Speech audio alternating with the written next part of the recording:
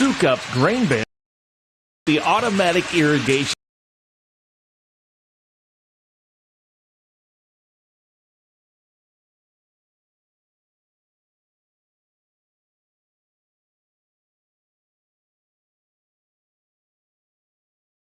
Fine healing.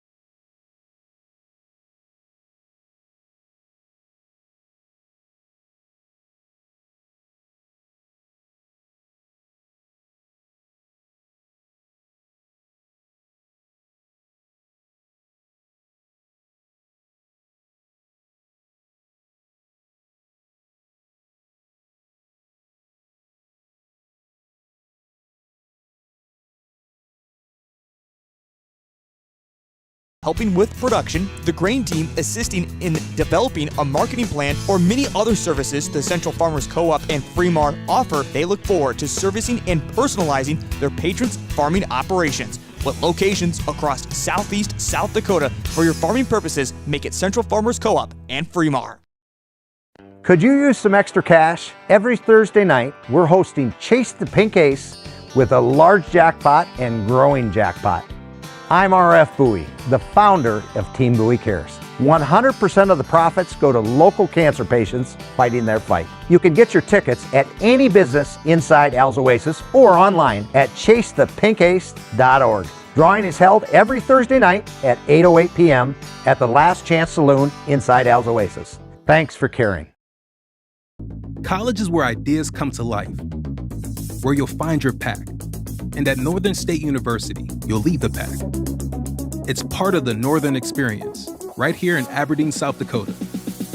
This is where the next generation of leaders thrive, through world-class facilities, hands-on experiences, and generous scholarship opportunities to impact every part of who you're meant to be. Don't just earn a degree, shape your future and experience Northern. In times like these, it's good to know there's a place where people know who you are, no matter how long you've been gone. A place where the smells of home cooking are still in the air, where a simple wave warms your heart, and sharing stories is just a way of life. It's good to be home. Agraria Insurance Company, protecting what's important in life. Contact your local Agraria Insurance Company agent.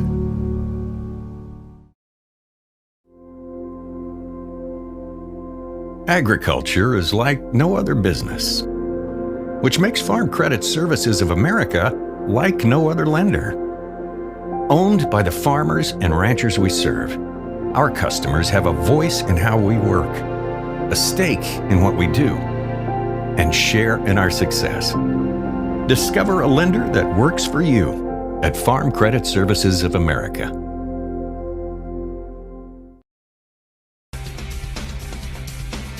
Mr. G's Tires in Centerville wants you to know that your bald tires aren't going to get you to the Tornadoes game tonight. Checking your tires is a must if you want to get to the game. Mr. G's Tires in Centerville makes choosing your brand of tires as easy as 1, 2, 3, getting you on the road safe and in no time at all. With competitive prices and dependable service, you're sure to score with Mr. G's Tires in Centerville. Out here, you learn that to keep growing, you have to keep changing. CHS and the farmers and ranchers we serve know all about change, because together we've changed agriculture. That's why we're the largest farmer-owned cooperative in the country. So farmers own the system they count on, with advantages at every step. From innovative tools that help crops grow, to grain processing expertise, to energy solutions, we create connections to empower agriculture. Learn more at chsinc.com. This Veterans Day, we pause to honor the brave men and women who have served our country with courage and sacrifice. In recognition of their service, Rosenberg Implement will be closed on Veterans Day. We are proud to live and work in the communities our veterans helped protect. From all of us at Rosenberg Implement, thank you for your service, your sacrifice, and your dedication to our freedom. What if the market shifts? What if the margins on your farm keep getting tighter? Simplot Grower Solutions is here to help. Simplot Crop Advisors know South Dakota corn, soybean, wheat, and other crops like you do, because they live and work here. So, even if the market shifts or the margins keep getting tighter, you'll have the insight and support to keep moving forward. Simplot Grower Solutions.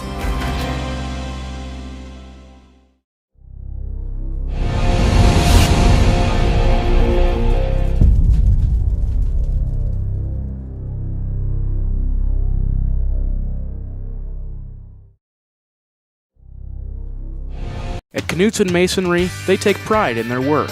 They work hard to produce quality masonry as they continue to build their business brick by brick. They are honored to have been a part of numerous projects of all sizes. They do a wide variety of projects, both residential and commercial, across the tri-state region. They have done large projects such as schools and a range of residential, from house exteriors to mailboxes and fireplaces. Knutson Masonry is proud to have served so many satisfied customers and are proud supporters of the Tornadoes.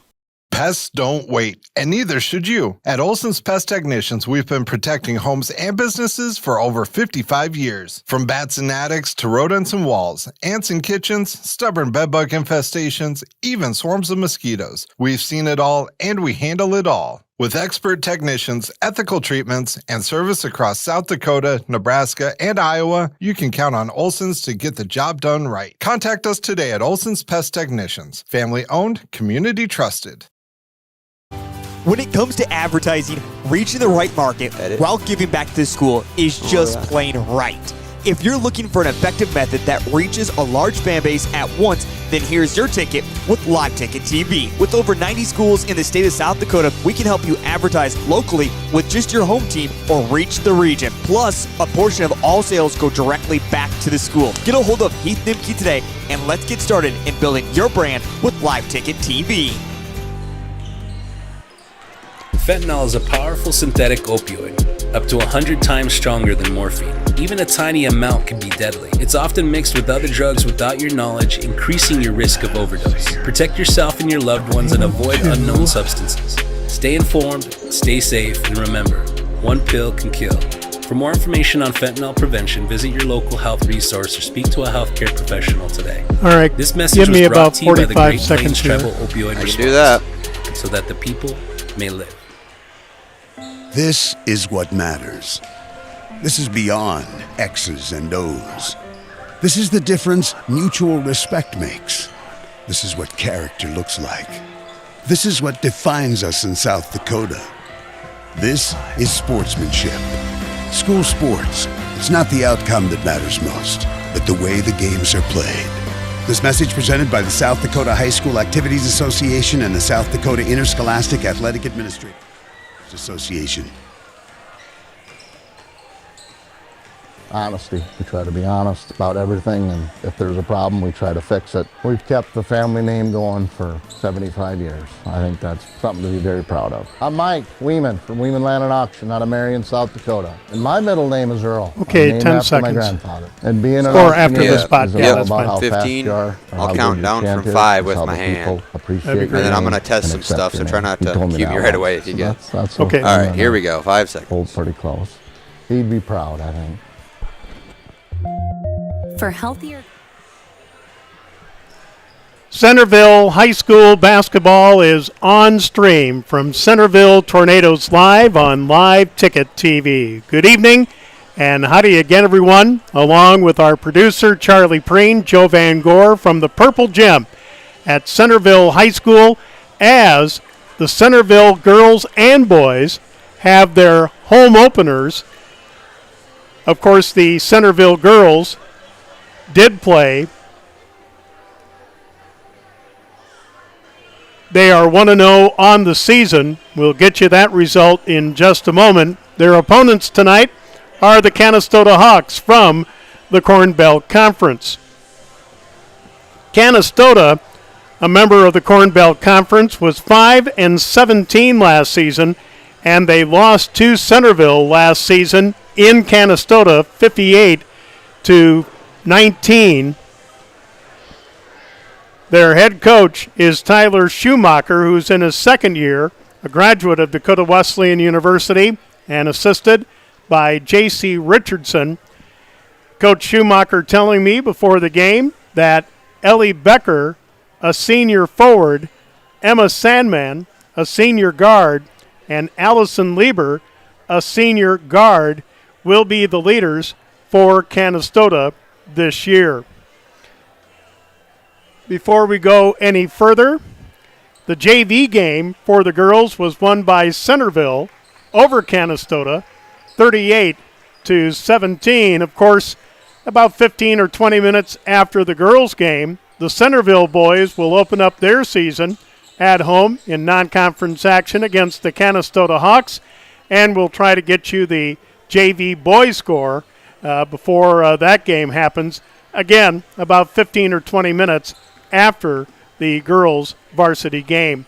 let's take a 1-minute timeout, and when we come back, we'll talk more about the Centerville Tornadoes, coming off a 25-1 season and third place in the South Dakota State B-Girls basketball tournament earlier this year in Huron. We'll do that in a minute here on Centerville Tornadoes yields. Live. Count on Nutrien Ag Solutions. By partnering with the leader in plant nutrition, you'll have access to innovative products and unmatched service that deliver impact and efficiency to every acre. Healthier crops, happier growers. Lead the field this season and beyond. Find your local crop consultant at nutrienagsolutions.com. There we go. You want to take 1 minute? I can do that. The innocence of youth. Shot clock as well, because Is there anything any better? Yeah, sure. But soon they'll be in high school and facing all the same challenges you faced.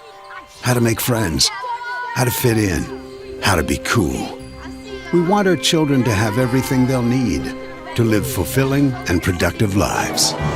Make sure the kids in your family are among the more than 57,000 participants here in South Dakota who take part in high school sports or activities.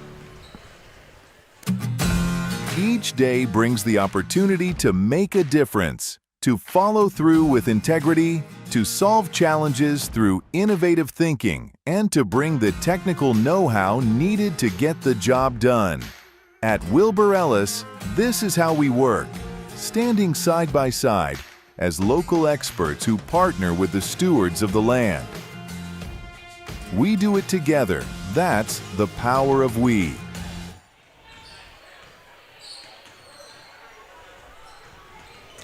All right, back at the Centerville High School Purple Gym. As we mentioned, the Centerville girls coming off a 25-1 season where their only loss was in the semifinals of the South Dakota Class B girls basketball tournament to eventual champion Bennett County. Of course, the year before, Centerville won it all. Centerville last year in the Great Plains Conference was 8-0, and of course they return a second team South Dakota Class B All-State and first team Great Plains Conference player in Izzy Eide. And of course,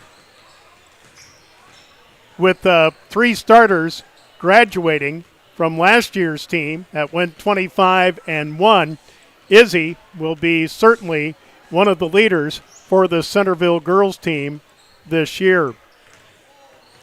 Right now, let's give you tonight's starting lineups. First of all, for the Canistota Hawks, again, opening up their season. They're coached by Tyler Schumacher, who's in his second year, a graduate of Dakota Wesleyan University, and assisted by J.C. Richardson.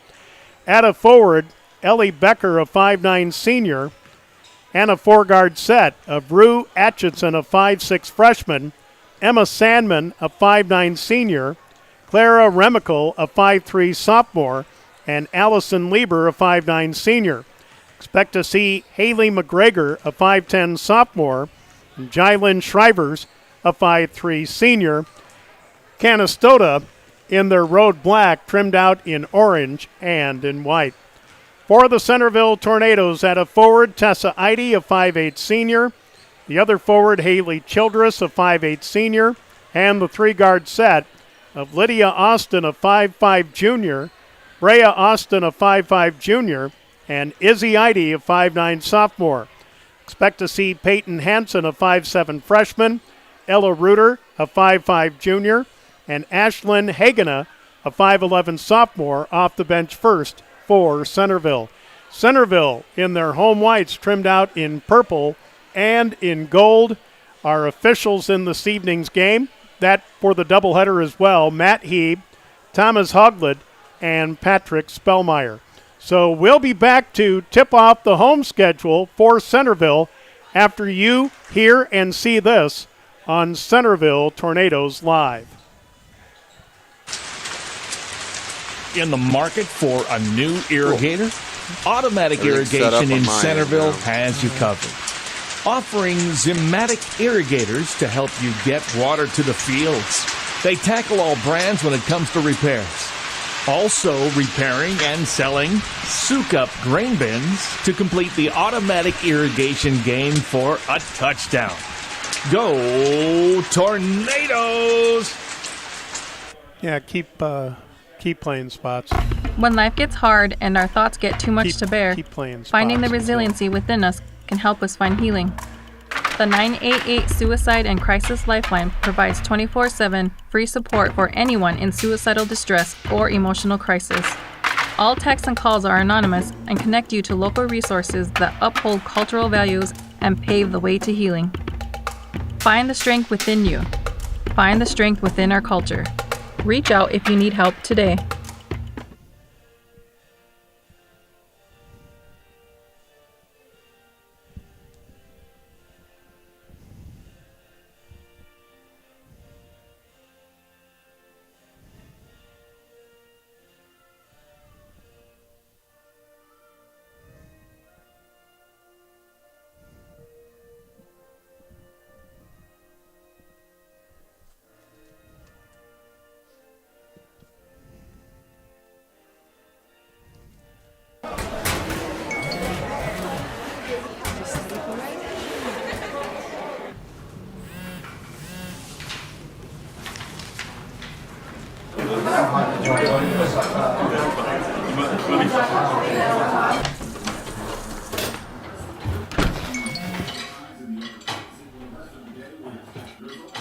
When the world feels big, a small note can mean everything.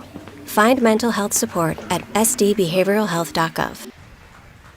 Central Farmers Cooperative, Fremar LLC, is an agriculture-based company that provides products, services, and market access in the areas of agronomy, feed, grain, and petroleum. Whether it is their agronomy team helping with production, the grain team assisting in developing a marketing plan, or many other services the Central Farmers Co-op and Fremar offer, they look forward to servicing and personalizing their patrons' farming operations with locations across southeast South Dakota for your farming purposes. Make it Central Farmers Co-op and Fremar. All right, I'll run Could you 30 use here some extra for you, cash? and then we're Every gonna try Thursday it. night, we're hosting Chase the Pink Ace with a large jackpot and growing jackpot. I'm RF Bowie, the founder of Team Bowie Cares. 100% of the profits go to local cancer patients fighting their fight. You can get your tickets at any business inside Al's Oasis or online at chasethepinkace.org. Drawing is held every Thursday night at 8:08 p.m. at the Last Chance Saloon inside Al's Oasis. Thanks for caring. College is where ideas come to life. All right, just about ready to go. Again, the Centerville girls opened up their season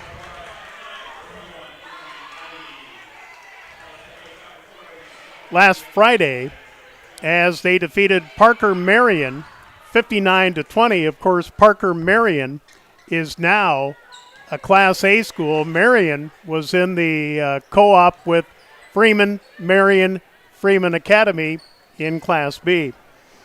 All right, ready to go.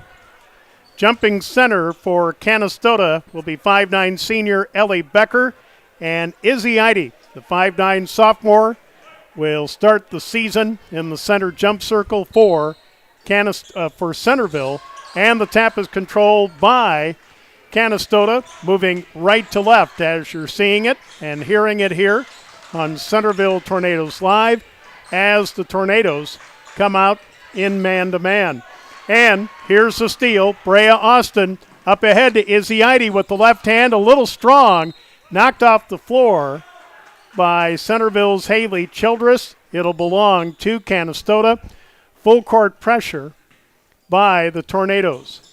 Allison Lieber will get it into Emma Sandman, and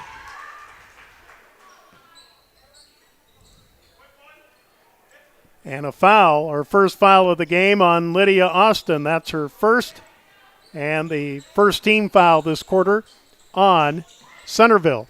So we played just about a half minute, and now traveling in the backcourt, Clara Remical called for traveling. So on the far sideline, Centerville will play it in.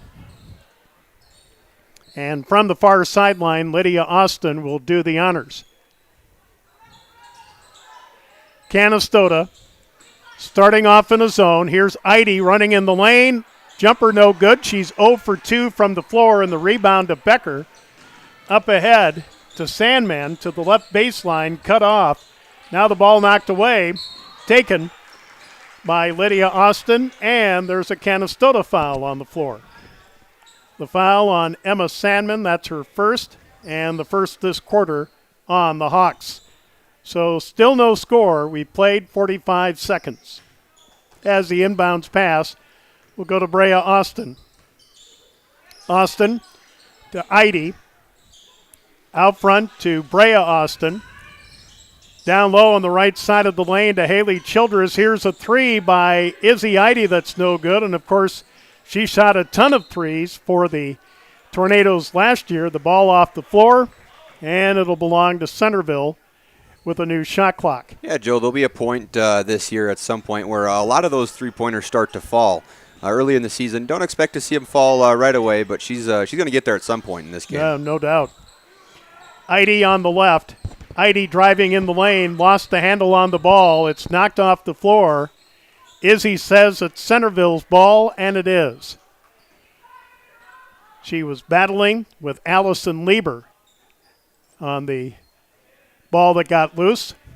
So from the near sideline, here out front goes to Eide. Long three, too strong, and the rebound to Canistota. So we played about a minute and a half and still no score from the Purple Gym here at Centerville to open up the season for Canistota, the second game for Centerville. Here's a three right side, and it's good for Ellie Becker. So Ellie Becker gives Canistota the early lead at 3-0. 6:17 left to go, first quarter. Here's Eide, left baseline jumper, over the rim, no good. And Centerville will bring in Peyton Hansen, a 5'7" freshman. Saw some significant time off the bench as an 8th grader last year for Centerville. So on the end line, Tessa Eide will give it to Izzy Eide. Her three is no good. Izzy trying to grab the rebound. She knocks it off the floor. It'll belong to Canistota with a 3-0 lead. I'd expect the offense to settle in here for the Tornadoes, Joe, but again, this is new players out there, new faces out there for this team, and they're going to find their way at some point. And now the basketball changes hands and goes out of bounds. It'll be Canistota near midcourt. The Centerville girls, preseason number 3, and Canistota will turn it over. So that is in the media poll. In the South Dakota Power 5 poll, Centerville is ranked second. And this is despite losing Emma Marshall, Althea Gibson, and others to graduation. And another turnover by Canistota. Emma Sandman with a pass way too high and out of bounds. So 5:46 left to go first quarter. Canistota leads 3-0 as the Tornadoes still looking for their first points of the game. Izzy Eide from the right side driving in. Here's Brea Austin in the corner. A three is short for Peyton Hansen, and Canistota the other way. Canistota with a pass down low intended for Ellie Becker, who has the only points of the game, but the pass too high off her hands, out of bounds to Centerville. 5:20 left to go first quarter. Brea Austin, pass inside, Tessa Eide knocked away, and a foul, I believe, on Peyton Hansen. Peyton Hansen of Centerville with her second foul of the quarter. Still 3-0 Canistota. 5:12 left to go first quarter. Inbounds pass against the pressure to Remical. Here's Rue Atchison in the middle to Sandman. Here's Lieber. Lieber will go inside. Ball knocked away by Izzy Eide, and Izzy will come up with the steal for Centerville. Up ahead to Lydia Austin. Here's a long three, and it's too strong by Izzy Eide. She'll track down her own rebound near the far sideline. A pass down low to Peyton Hansen. Couldn't control it on the end line, Charlie, and it'll go to Canistota. So first game jitters. No matter how much you've played, it's just getting into the flow of the game. Yeah, but you're also at home, Joe. You know, you're in front of your fans, and it's a team that's different, and it's not the same team that you're playing against in practice every day. So it gives them time. I think both of these teams will settle in offensively, but 3 points through the first half of the first quarter is wild. And a foul on Centerville on Tessa Eide. Tessa's first, third of the quarter. Now, someone has checked in for Canistota. I am going to Not on our not listed. It's not listed on the roster. Who checked in? What number? 22. 22. Yeah. I don't know. So we have a 22. It might be Aileen McGregor. I don't know. We'll see and find out if it becomes apparent in the game as Canistota turns it over again. 4:48 left to go in the first quarter. Still 3-0 Canistota.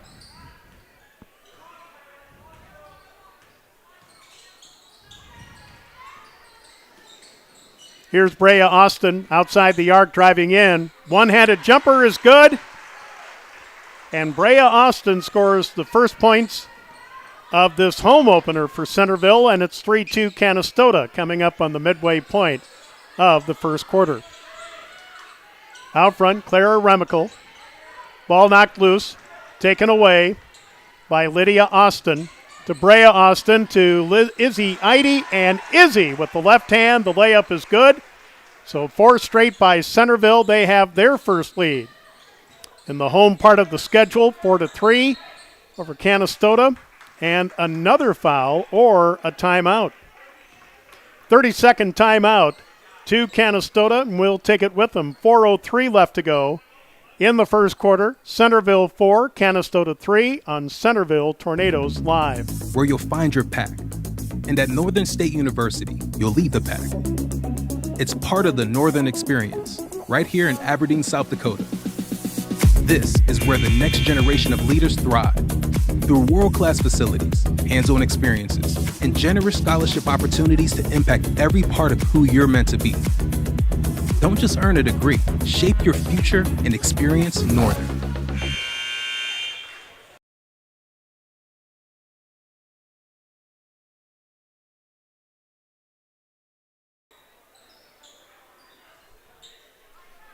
.403 left to go in the first quarter. Centerville with 4 straight after a 3 by Ellie Becker of Canistota. There's the halfway mark of the first quarter as Canistota gets it into the front court. Here's a 3 off the glass, too strong for Ellie Becker, who has the only points of the game. Goes inside to Tessa Eide, left the layup short, and now a tie-up between Peyton Hansen and our mystery, number 22 for Canistota, Emma Sandman, will check back in for the Hawks. On the end line, it'll go into Peyton Hansen on the high post. Here's Izzy Eide. Eide will give to Ella Reuter, who has checked in at the timeout, a 5'5 junior. Right side, Peyton Hansen drives the lane, tries to scoop one up, and a blocking foul called on Ellie Becker of Canistota. That's her first and the second team foul of the quarter. So at the line, Peyton Hansen, and the first of 2 is good. First bench points for either team, and it's 5-3. So Centerville with 5 straight after trailing 3-0 for the longest time. The back end is no good, and the rebound back the other way, Emma Sandman. Sandman fell down with the ball and appears to have twisted something. So Emma will come off the floor. Coach Tyler Schumacher is going out to meet her to help her off the floor. We hope she's all right. Again, this is the season opener for Canistota as she gets a nice round of applause. And the turnover by Canistota gives Centerville the ball with 3:21 left to go in the first quarter, and it's 5-3.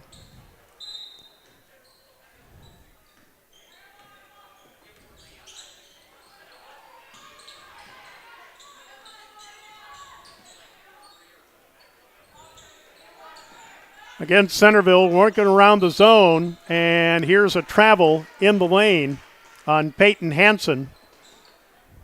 She tried to get control of the ball and took an extra step. Here up front for Canistota, Clara Remical to our mystery 22. Here on the right side, Remical back in. She tries the three. That might have been tipped, and it came up short. And the ball off the floor to Centerville. You got a replay right here. Let's check it out. Oof.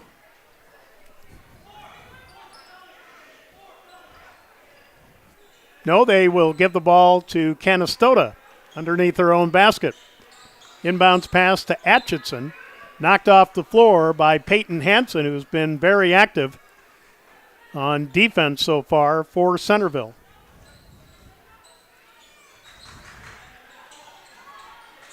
Inbounds pass to Remical. Here's Allison Lieber. Atchison in the lane, in traffic is Becker, knocked away by Izzy Eide. Up ahead to Ella Reuter. Reuter backs up and gives to Peyton Hansen, who misses the three.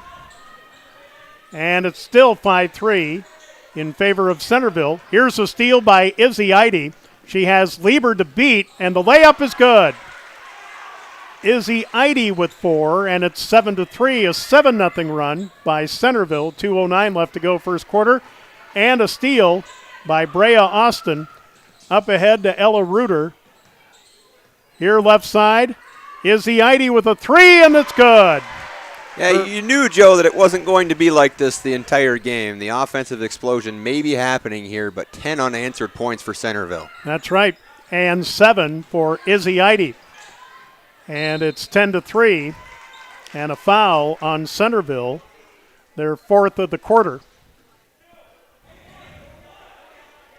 Centerville foul on Peyton Hansen. That's her 2nd, 4th of the quarter. Brea Austin will come out. Tessa Eide back in. And Peyton Hansen will come out. Our mystery 22 will check out. Canistota underneath their own basket will inbound as it goes into Atchison. Here's a 3 that's short by Ellie Becker. Back the other way. Uphead to Tessa Eide. Tessa in the middle. A 3 by Izzy Eide. Just off the side of the rim, out of bounds to Canistota. 88 seconds left to go in the first quarter. 10-0 run now by Centerville. It's 10-3 Tornadoes. And a violation coming up court on Emma Sandman. And Izzy Eide will get an end of the quarter break. Brea Austin will check back in from the near sideline. Ella Reuter will throw it in. And the inbounds to Lydia Austin. Haley Childress with it. Childress gets a return pass. Here's a ball tipped out front. Saved by Ella Reuter. Now to Tessa Eide. Brea Austin to Tessa Eide. Coming up on a minute to go in the quarter. Here's a 3 that's too long for Lydia Austin, but Centerville gets the offensive board, and a 3 from the left side, good by Brea Austin. Now a 13-0 run, and stepping out of bounds on the far sideline. Boy, that Centerville pressure is causing Canistota fits here. Yeah, it is. Let's see the replay of that one. Ooh, just on the line. Mackenzie Karstenen, a 5'7 junior, will check in. And it's 13-3. Centerville, 50 seconds left to go in the quarter. Great to have you along for the home opener for the Centerville girls. Again, taking on Canistota. Our next home games will be next Thursday in Great Plains Conference action when Centerville will host Avon. And a foul on Canistota. No, a foul on Centerville that will send Canistota to the line. Tessa Eide will pick up her second. That's team foul number 5, so Clara Remical is at the line, shooting 2.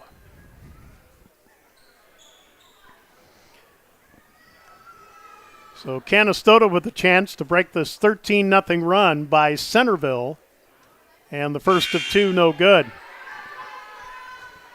Ashlyn Hagena, 5'11 sophomore in. And I believe Ella Reuter is checked back in for Centerville. I'm interested to see how head coach of the Centerville Tornadoes, Tucker Tornberg, uses Hagena this year, Joe. She's 5'11", the tallest girl on this team. Defensively could be a huge asset. Absolutely. So, shot clock is off. Down to 12, 11, 10, 9. Here's to Brea Austin with 5, 4. Long 3 by Izzy Eide is no good. Rebound to Canistota, and that's the end of the first quarter. Centerville, after trailing 3-0 for just about half the quarter, is on a 13-0 run, and they lead Canistota 13-3 after one quarter here in non-conference Class B girls basketball here in Centerville. We'll be back with the second quarter after this on Centerville Tornadoes Live. In times like these, it's good to know there's a place where people know who you I don't are, have no matter how long you've I don't been know gone. why. A place where the smells of home cooking are still in the air, where a simple wave warms your heart, and sharing stories is just a way of life. It's good to be home. Agraria Insurance Company, protecting what's important in Doug life. got me a bar Contact chair. your local Agraria Insurance Company agent. It kind of works. There's a couple more out there that look like they have more cushion. I might go swap them out. All right. Okay. Agriculture is like no other business. 30 seconds. Which makes Farm Credit Services of America like no other lender. At Mount Vernon, Owned by the farmers and ranchers we serve. Our customers have a voice in how we work, a stake in what we do, and share in our success. Discover a lender that works for you at Farm Credit Services of America.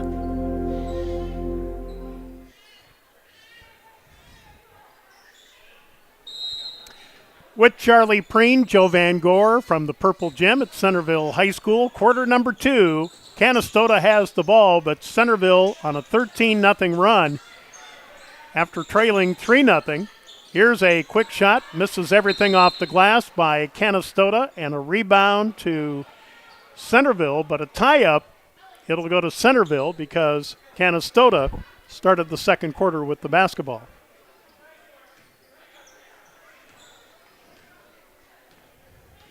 So across the timeline, Brea Austin. Here's a pass inside to Hegena, knocked away by Emma Sandman. Up ahead to Allison Lieber. And here's a runner, too strong off the glass for Sandman. And a rebound and a putback, I believe, by Rue Atchison. Rue Atchison breaks that 13-0 run by Centerville. Here's a 3 left side, too strong for Brea Austin. The rebound to Canistota, but a traveling violation in the backcourt. And on the end line, it'll go to Centerville, leading 13-5, about 45 seconds into the second quarter. Lob pass into Hegena on the high post. Left corner 3 by Izzy is no good. And off the floor, it'll go to Centerville.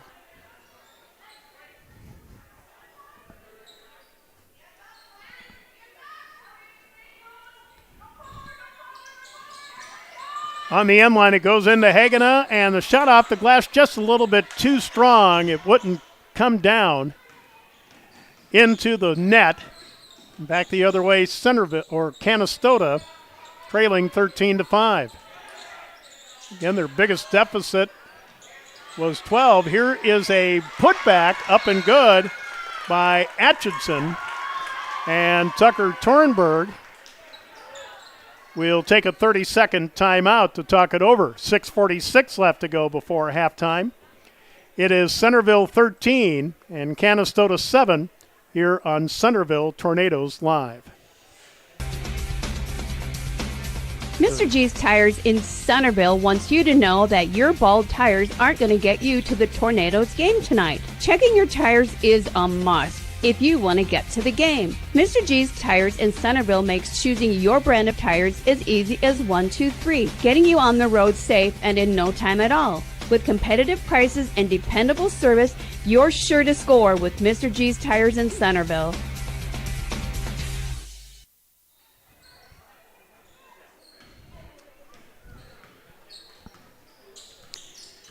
So after a 4-0 run by Canistota to start the second quarter, Tucker Tornberg of Centerville takes time, and Canistota gets a steal. Emma Sandman had it, knocked away from behind by Lydia Austin. And now checking back in for Centerville, Tessa Eide, no points and a couple fouls, and Ashlyn Hagenah will check out. On the end line, it goes into Sandman. And a foul on Canistota for an illegal pick. Rue Atchison will pick up her first team for the Hawks here in the second quarter. 13-7. Centerville led by as much as 12. The lead right now is 6. Against the zone, Centerville moving it around. Here's Izzy Eide on the left. Izzy driving in. Jumper from about 10 is no good, and the rebound cleared by Allison Lieber. Good strong rebound by Lieber. Here's a tip pass that's taken by Becker. Pass inside, knocked away by Peyton Hansen. Back the other way, Brea Austin. Here's a three with the left hand for Brea Austin, her second three, and that breaks the 4-0 run by Canistota to start the second quarter. Third three of the game for Centerville and the second for Brea, and it's 16-7. And now a foul on Izzy Eide. Izzy Eide with her first team this quarter. In for Centerville, Haley Childress. Haley McGregor, a 5'10 sophomore, is checked in for Canistota. Inbounds pass to Atchison.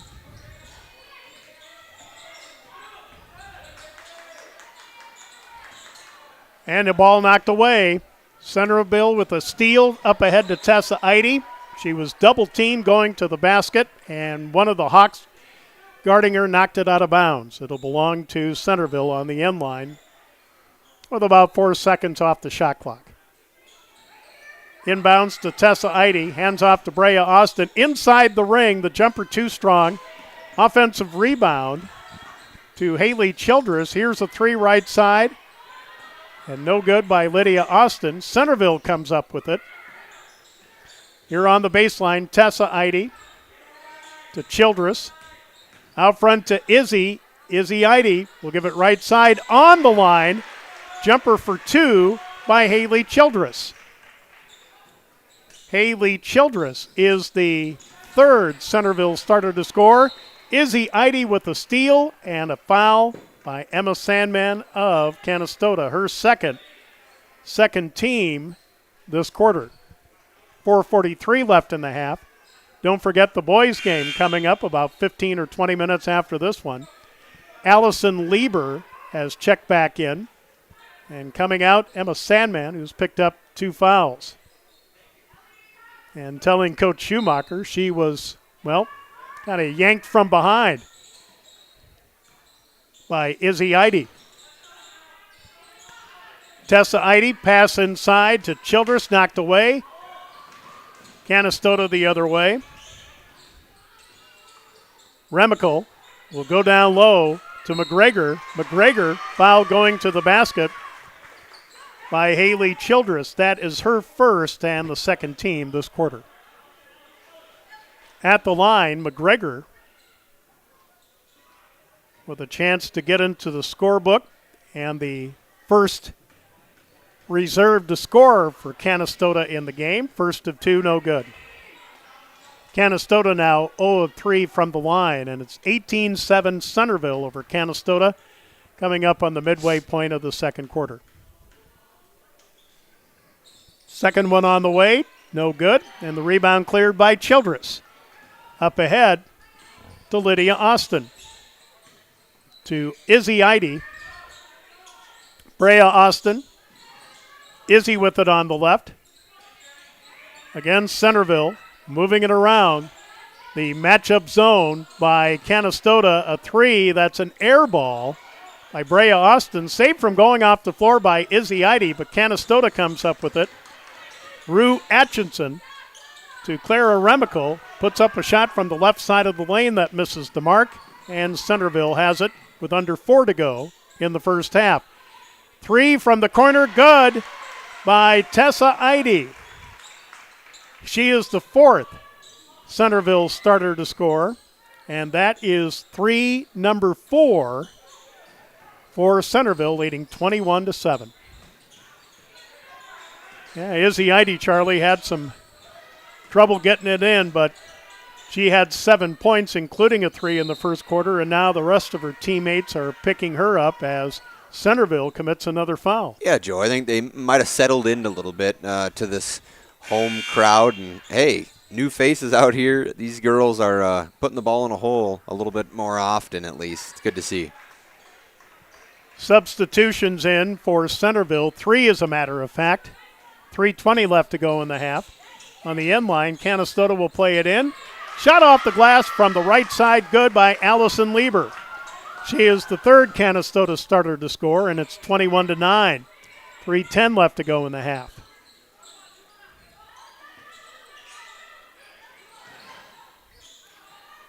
Here on the left side, Peyton Hansen. Inside to Hagena, who's back in. Here's a 3 right side, in and out. It wouldn't stick for Haley Childress. Back the other way, Canistota. Top of the key is Ellie Becker. Becker has it, or Haley McGregor has it taken away by one of the Tornadoes, and a foul is called, and it's on McGregor. Her first team foul number 3 this quarter. Izzy Eide back in for Centerville. Back in for Canistota, Emma Sandman. And also checking back in. No, that is Emma. Emma Sandman back in. I believe Rue Atchison checked back in. Yep, she's got 4 points this quarter. 21-9 Centerville. 2.5 left to go first half. Pass down low to Peyton Hansen, knocked off the floor. Centerville basketball on the end line with plenty of time to shoot.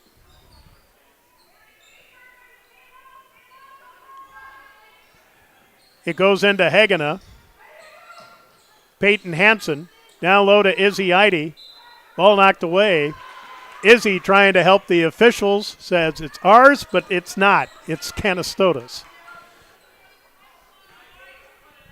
Hey, it might be the first game for them, too. You never know. Yeah, here's fair. a steal by Izzy Eide, but missed a left-handed layup off the glass. Didn't even draw the rim. Back the other way, the Hawks. And the Hawks have it stolen away. I think Brea Austin might have got away with a double dribble after stealing the ball, but Centerville with it. Izzy Eide on the left. Inside to Hagena. Kicks it out front, Ella Reuter. Down low, Hagena. Kick out, right side 3, too strong. By Peyton Hansen. Hansen gets it back, puts it up, no good. And here's a rebound and a putback by Ashlyn Hagena. And a timeout wanted by Canistota, a full timeout. 99 seconds left to go in the half. It's now Centerville 23, Canistota 9 on Centerville Tornadoes Live. Out here, you learn that to keep growing, you have to keep changing. CHS and the farmers and ranchers we serve know all about change, because together we've changed agriculture. That's why we're the largest farmer-owned cooperative in the country. So farmers own the system they count on, with advantages at every step. From innovative tools that help crops grow, to grain processing expertise, to energy solutions, we create connections to empower agriculture. Learn more at chsinc.com. This Veterans Day, we pause to honor the brave men and women who have served our country with courage and sacrifice. In recognition of their service, Rosenberg Implement will be closed on Veterans Day. We are proud to live and work in the communities our veterans helped protect. From all of us at Rosenberg Implement, thank you for your service, your sacrifice, and your dedication to our freedom.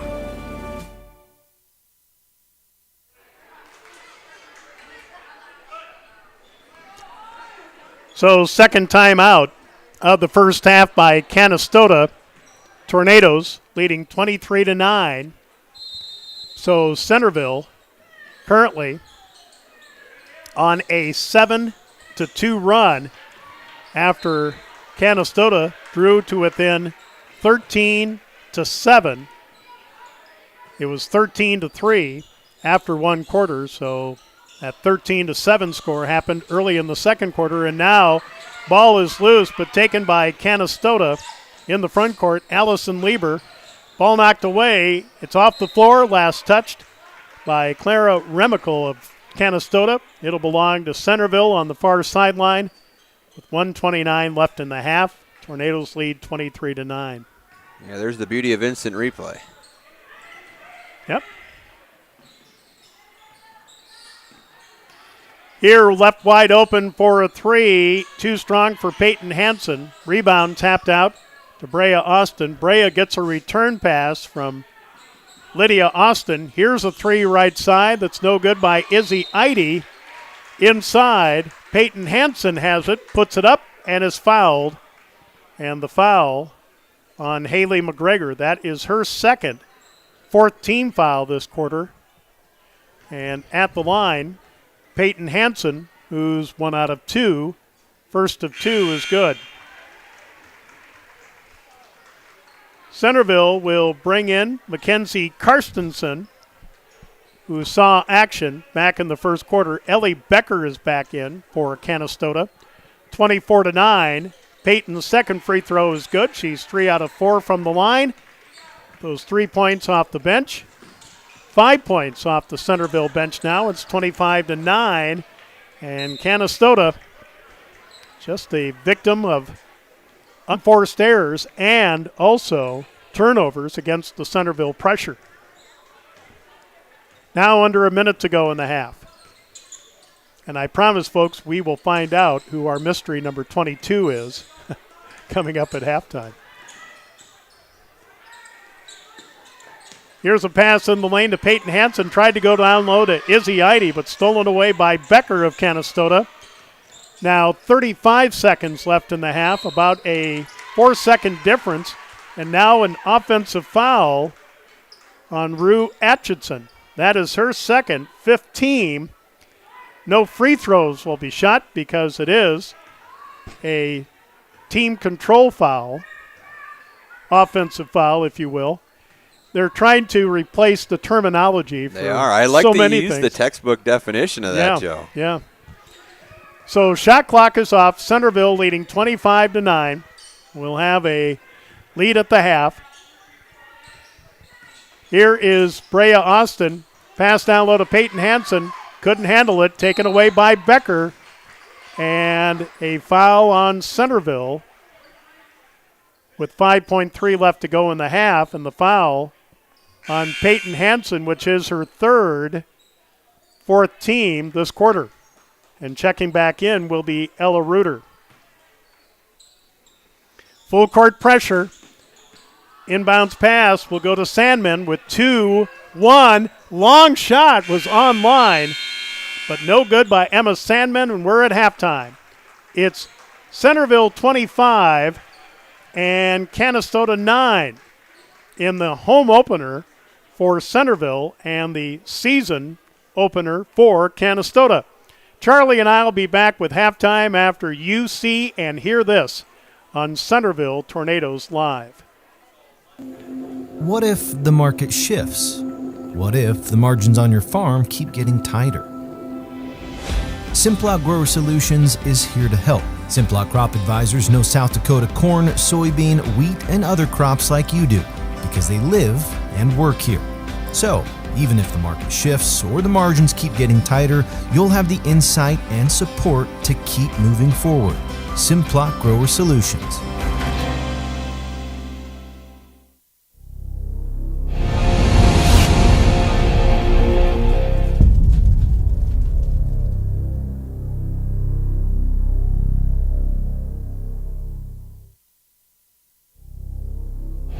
At Knutson Masonry, they take pride in their work. They work hard to produce quality masonry as they continue to build their business brick by brick. They are honored to have been a part of numerous projects of all sizes. They do a wide variety of projects, both residential and commercial, across the tri-state region. They have done large projects such as schools and a range of residential, from house exteriors to mailboxes and fireplaces. Knutson Masonry is proud to have served so many satisfied customers and are proud supporters of the Tornadoes. Pests don't wait, and neither should you. At Olson's Pest Technicians, we've been protecting homes and businesses for over 55 years. From bats and attics to rodents and walls, ants in kitchens, stubborn bedbug infestations, even swarms of mosquitoes. We've seen it all, and we handle it all. With expert technicians, ethical treatments, and service across South Dakota, Nebraska, and Iowa, you can count on Olson's to get the job done right. Contact us today at Olson's Pest Technicians. Family owned, community trusted. When it comes to advertising, reaching the right market while giving back to the school is just plain right. If you're looking for an effective method that reaches a large fan base at once, then here's your ticket with Live Ticket TV. With over 90 schools in the state of South Dakota, we can help you advertise locally with just your home team or reach the region. Plus, a portion of all sales go directly back to the school. Get a hold of Heath Nimke today, and let's get started in building your brand with Live Ticket TV. Fentanyl is a powerful synthetic opioid, up to 100 times stronger than morphine. Even a tiny amount can be deadly. It's often mixed with other drugs without your knowledge, increasing your risk of overdose. Protect yourself and your loved ones and avoid unknown substances. Stay informed, stay safe, and remember, one pill can kill. For more information on fentanyl prevention, visit your local health resource or speak to a healthcare professional today. This message was brought to you by the Great Plains Tribal Opioid Response, so that the people may live. This is what matters. This is beyond X's and O's. This is the difference mutual respect makes. This is what character looks like. This is what defines us in South Dakota. This is sportsmanship. School sports. It's not the outcome that matters most, but the way the games are played. This message presented by the South Dakota High School Activities Association and the South Dakota Interscholastic Athletic Administrators Association.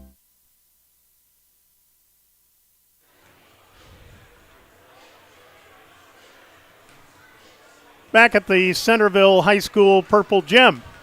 Well, the old gym is called the Gold Gym, but this is the Purple Gym, where Charlie Preen and I are on Centerville Tornadoes Live on Live Ticket TV. And in the home opener for the Centerville girls, they have a 25-9 lead at halftime over the Canistota Hawks. After one quarter, Centerville led 13-3, but trailed 3-0 to the Hawks for about halfway through the first quarter. But once the shots started falling, Centerville was certainly on a roll, and again they lead 25-9 at the half. For Canistota, 3 out of their 5 starters have scored, none off the bench. Rue Atchison, 4 points in the second quarter. A 3 by Ellie Becker, which has given Canistota their only lead of the game. And Allison Lieber with 2. Emma Sandman, Clara Remickle started for Canistota, haven't scored. Haley McGregor and our mystery number 22, who we'll find out here coming up shortly, also played but didn't score. Canistota, 4 field goals, one of those a three-pointer by Becker to start off the scoring for Canistota. Canistota 0 for 4 from the free throw line. For Centerville, 4 out of their 5 starters have scored, 2 off the bench. Brea Austin with a couple threes has 8 points. Izzy Eide has 7 points, including a 3. Tessa Eide with 3 points. Haley Childress with 2. Lydia Austin started at a guard for Centerville, hasn't scored. Off the bench, Peyton Hansen, 3 out of 4 from the free throw line for her points at the half. Ashlyn Hegena with 2. Ella Reuter and Mackenzie Karstenen played in the first half for Centerville but didn't score. Centerville, 9 field goals, 4 of those 3-pointers, 2 by Brea Austin, 1 by Tessa Eide, 1 by Izzy Eide, and Centerville 3 out of 4 from the free throw line. And at the half, it's 25-9 Centerville. Don't forget the boys game between Centerville and Canistota coming up about 15-20 minutes after the girls varsity game. We'll be back after you see and hear this on Centerville Tornadoes Live on Live Ticket TV. Honesty. We try to be honest about everything, and if there's a problem, we try to fix it. We've kept the family name going for 75 years. I think that's something to be very proud of. I'm Mike Weeman from Weeman Land and Auction out of Marion, South Dakota. And my middle name is Earl. I'm named after my grandfather. And being an auctioneer isn't all about how fast you are or how good your chant is. It's how the people appreciate your name and accept your name. He told me that once. So that's a one that I hold pretty close. He'd be proud, I think. For healthier crops and stronger yields, count on Nutrien Ag Solutions. By partnering with the leader in plant nutrition, you'll have access to innovative products and unmatched service that deliver impact and efficiency to every acre. Healthier crops, happier growers. Lead the field this season and beyond. Find your local crop consultant at nutrienagsolutions.com.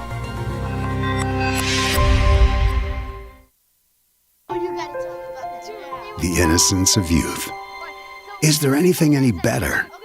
But soon they'll be in high school and facing all the same challenges you faced. How to make friends, how to fit in, how to be cool. We want our children to have everything they'll need to live fulfilling and productive lives. Make sure the kids in your family are among the more than 57,000 participants here in South Dakota who take part in high school sports or activities. Each day brings the opportunity to make a difference, to follow through with integrity, to solve challenges through innovative thinking, and to bring the technical know-how needed to get the job done. At Wilbur Ellis, this is how we work, standing side by side as local experts who partner with the stewards of the land. We do it together. That's the power of we. In the market for a new irrigator? Automatic Irrigation in Centerville has you covered. Offering Zimatic irrigators to help you get water to the fields. They tackle all brands when it comes to repairs. Also repairing and selling soak-up grain bins to complete the automatic irrigation game for a touchdown. Go Tornadoes! When life gets hard and our thoughts get too much to bear, finding the resiliency within us can help us find healing. The 988 Suicide and Crisis Lifeline provides 24/7 free support for anyone in suicidal distress or emotional crisis. All texts and calls are anonymous and connect you to local resources that uphold cultural values and pave the way to healing. Find the strength within you. Find the strength within our culture. Reach out if you need help today.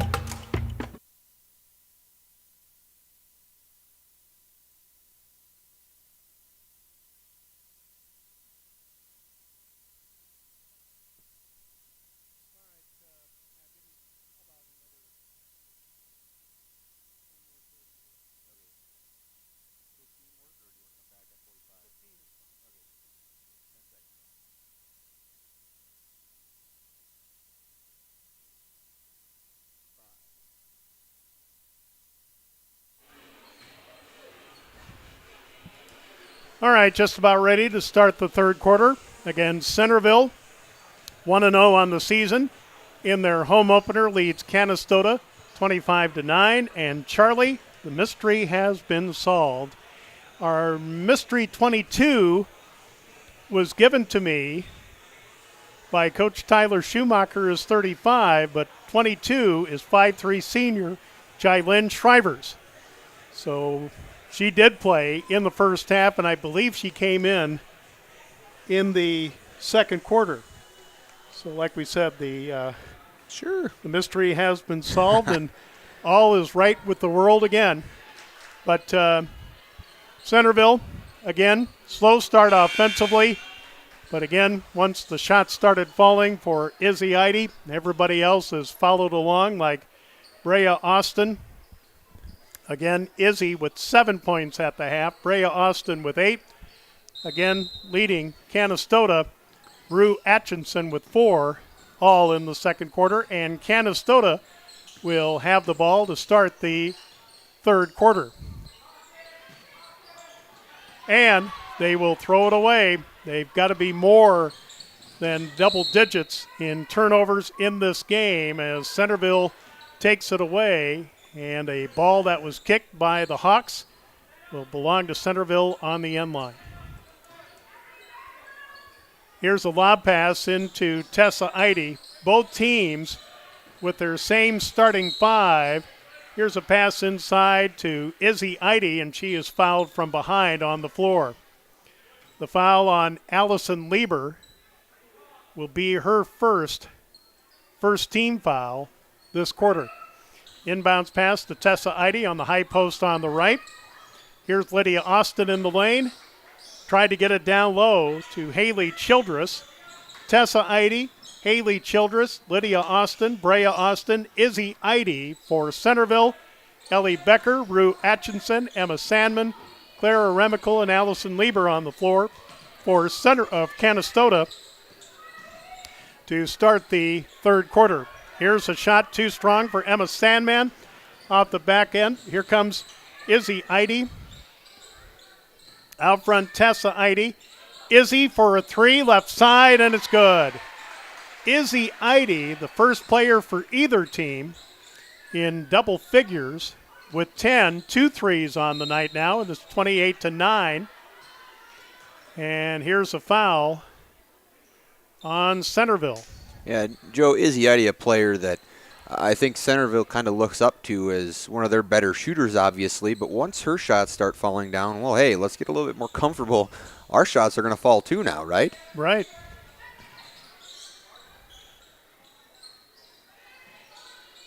So 6:46 left to go, third quarter. 28-9. Here's a shot with a double team on her. Ellie Becker, who scored the first points of the game for Canistota, scores the first points of the third quarter for the Hawks, and it's 28-11 as Centerville turns it over, a steal by Emma Sandman.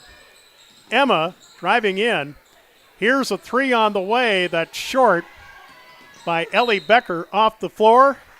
Last touch by Centerville. Next action for Centerville will be next Tuesday, hosting Coleman Egan in their home opener. And here is a fresh 5 in for Centerville. I talked to Tucker Tornberg probably a month ago or so, and he said that was going to be something they're going to do more, is a line change, if you will. Is that right? Well, like we said, it's all familiar names, folks. If you follow Centerville basketball like we did last year. And here is a push by Emery Anderson, a 5'7" sophomore, in for the first time. That is her first second team this quarter. And at the line for repair, Emma Sandman. Again, Canistota 0 for 4 from the line in the first half. First of 2 here is no good. Of course, boys basketball in South Dakota began last night.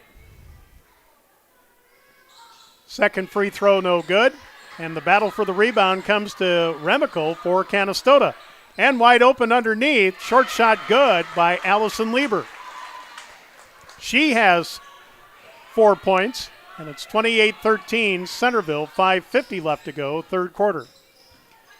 Out front is Peyton Hansen. Long three by Reuter is off the back of the rim and a tie-up. It'll give it back to Centerville. Girls basketball in South Dakota began a week ago Thursday and got well underway. And here's a steal on the inbounds pass to Ellie Becker. So, and of course with the snow and cold weather, boy, when you start the season, you want basketball weather, and by God, we've got it. Here's a shot by Canistota that won't fall, and the rebound to Ashlyn Hagena. Ella Reuter. Here's a pass down low to Hagena, and a foul from behind on Canistota, and I think Rue Atchison is going, what did I do? That is her third, second team this quarter. Rue will come out for the Hawks, and checking back in, Haley McGregor.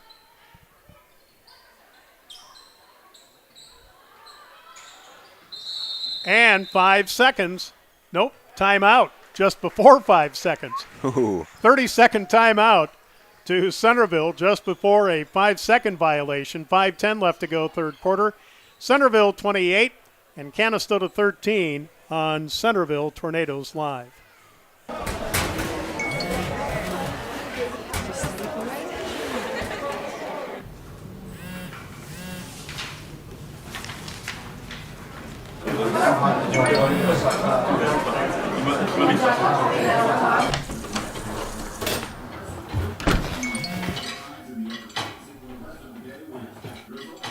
When the world feels big, a small note can mean everything. Find mental health support at sdbehavioralhealth.gov.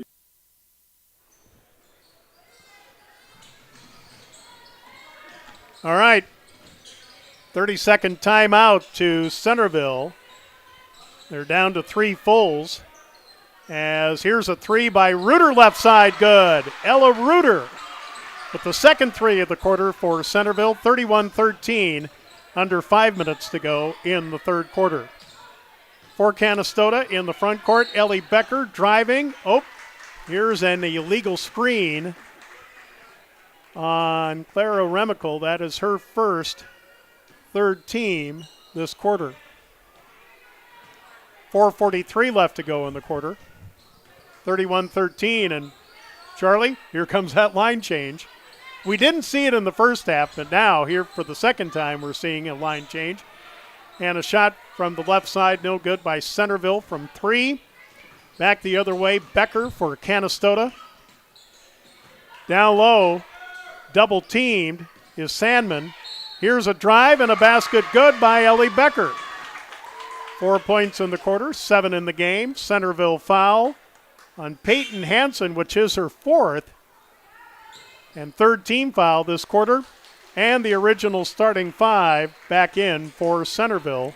You know, Joe, this Centerville play style right now reminds me a lot of the current philosophy of head coach Eric Peterson at USD.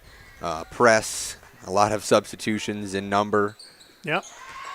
And Ellie Becker will complete the old-fashioned three-point play to make it 31-16 Centerville at about the midway point of quarter number 3. As Centerville moving around that matchup zone, it has a 3-2 look, but I think people will rather say it's a matchup zone because they are putting pressure out front. Centerville looking to go inside. 5 seconds to shoot, and now 3. Here's a 3 by Brea Austin, good, just ahead of the shot clock buzzer. That's good defense for 32 seconds there. That's right. 11 points for Austin. She's the second Tornado in double figures. 34-16, 3:30 left to go in the third. Don't forget, Canistota and Centerville in boys action season opener for both coming up about 15-20 minutes after our girls varsity game here on Live Ticket TV, Centerville Tornadoes Live. Here's a steal by Lydia Austin, and it is knocked off the floor by Allison Lieber, but our officials say that Lydia touched it last, so it'll belong to the Hawks.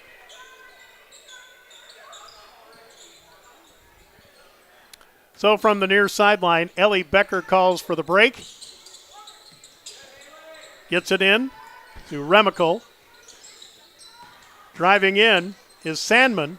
Shot from the high post on the right, falls short and out of bounds to Centerville with 3:04 left in the quarter.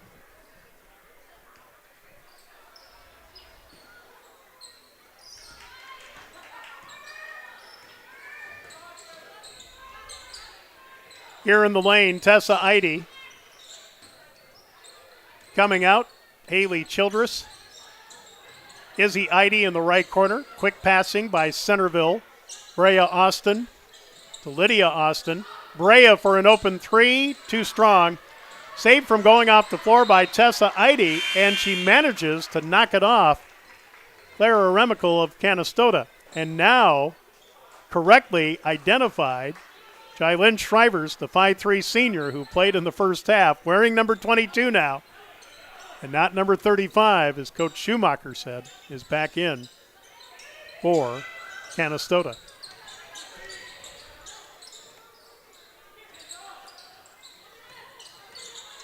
Out front, Lydia Austin. Lydia looking to hand it off to Izzy Eide, goes to Tessa Eide on the left. Brea Austin driving in from the right, stopped with a double team. Here's the three by Tessa, too strong. Long rebound to Tessa Eide with a new shot clock with 2:17. And here's an easy drive in the lane, but a layup completely missed by Tessa Eide. And a timeout wanted by Canistota, a full timeout. 2:10 left to go third quarter. It's Centerville 34, Canistota 16 in Class B. Non-conference girls basketball on Centerville Tornadoes Live. Central Farmers Cooperative, Fremar LLC, is an agriculture-based company that provides products, services, and market access in the areas of agronomy, feed, grain, and petroleum. Whether it is their agronomy team helping with production, the grain team assisting in developing a marketing plan, or many other services the Central Farmers Co-op and Fremar offer, they look forward to servicing and personalizing their patrons' farming operations. With locations across southeast South Dakota, for your farming purposes, make it Central Farmers Co-op and Fremar. Could you use some extra cash? Every Thursday night, we're hosting Chase the Pink Ace with a large jackpot and growing jackpot. I'm RF Bowie, the founder of Team Bowie Cares. 100% of the profits go to local cancer patients fighting their fight. You can get your tickets at any business inside Al's Oasis or online at chasethepinkace.org. Drawing is held every Thursday night at 8:08 p.m. at the Last Chance Saloon inside Al's Oasis. Thanks for caring.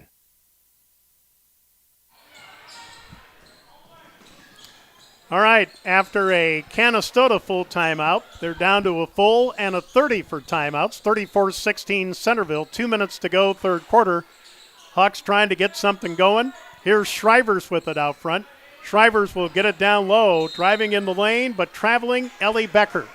And it'll go to Centerville with 1:52 left to go in the quarter.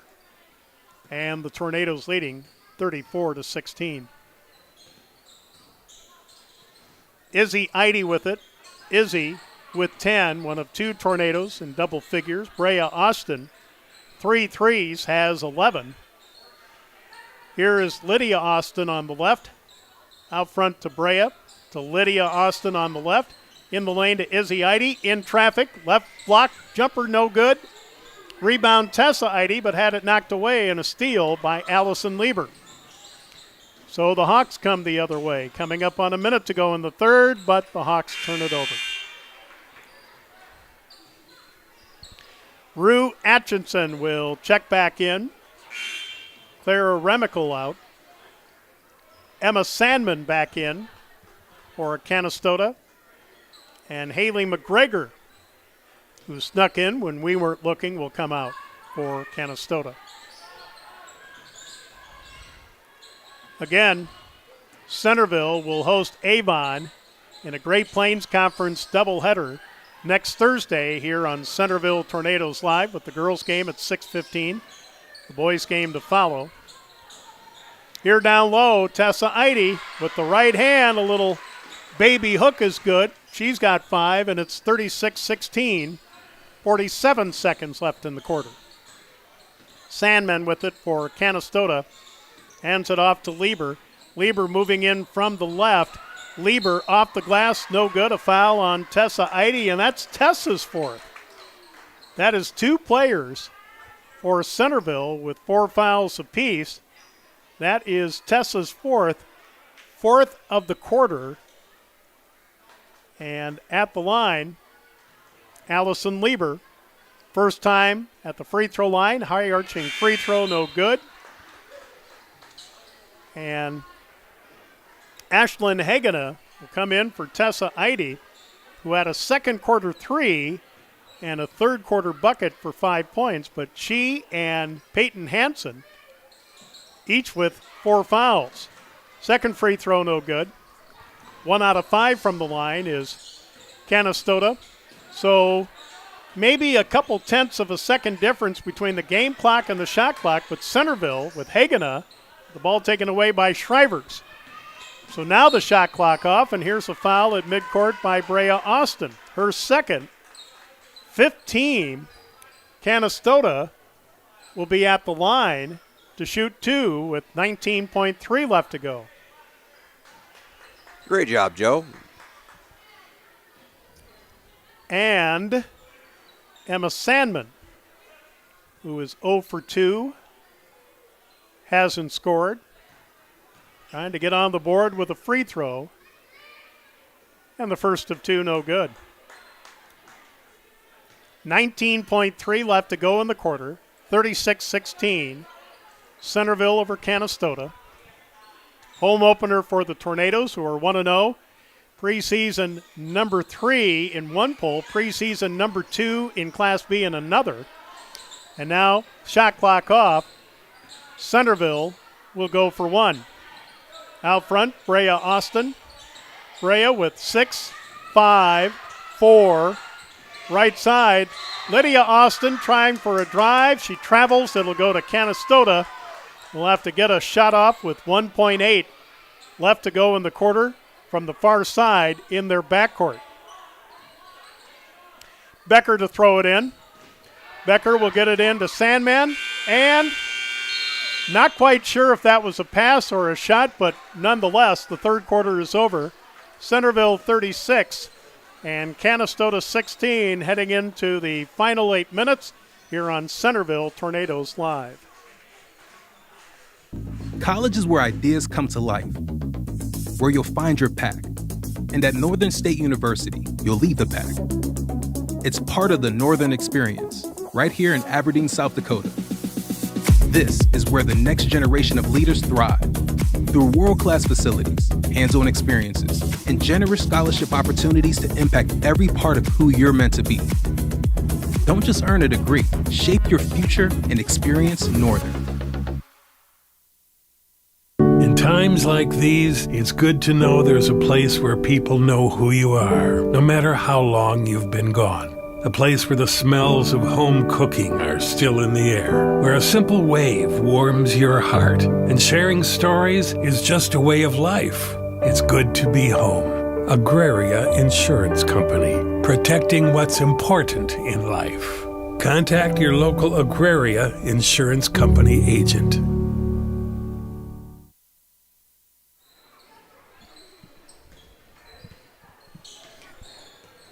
And the fourth and final quarter underway here at the Purple Gem in Centerville, along with Charlie Preen, Joe Van Gore. Here is Shrivers for a 3, but missed it, and the rebound to Centerville. Up ahead, Lydia Austin to Brea Austin. Izzy Eide from the left corner for a 3. It's no good. And the battle for the rebound. And Shrivers has it, is tied up. It'll go to Centerville because Canistota started the fourth quarter with the ball.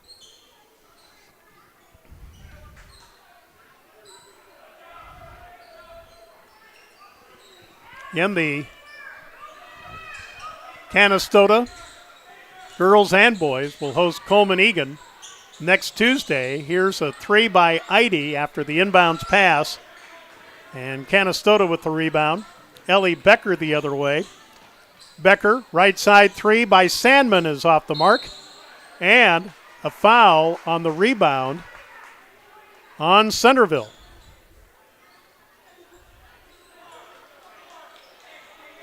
And the foul on Lydia Austin, which is her second first team this quarter. Here's a pass down low on the block. Ellie Becker trying to find a shot, but gets a wide open Rue Atchison to score off the glass for her first bucket of the second half. She has 6, 36-18, 1 minute gone, fourth quarter. Hagenna. Here's a 3 by Lydia Austin. Offensive rebound and a putback by Hagenna, no good. Hagenna had the ball, and it was taken away on the floor by Ellie Becker, who's called for traveling. And it'll go to Centerville. A new shot clock and the ball underneath the basket.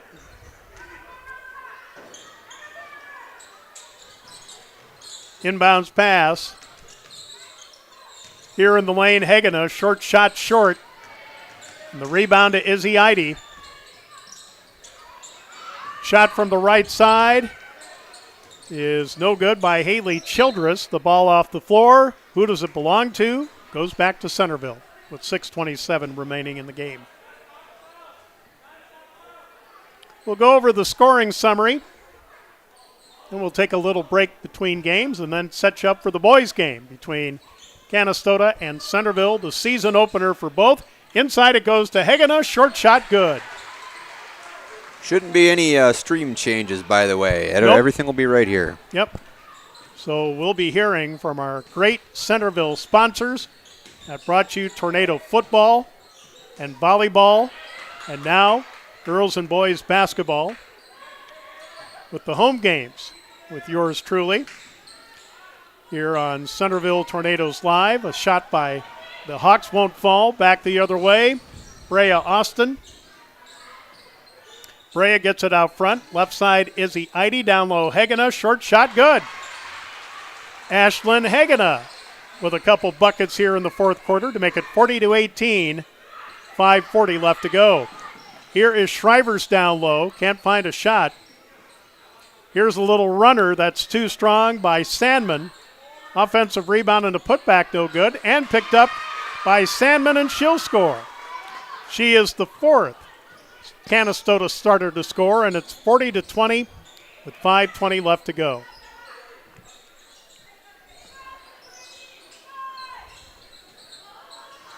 Here's a 3 by Austin, good. Brea Austin with her fourth 3 of the game.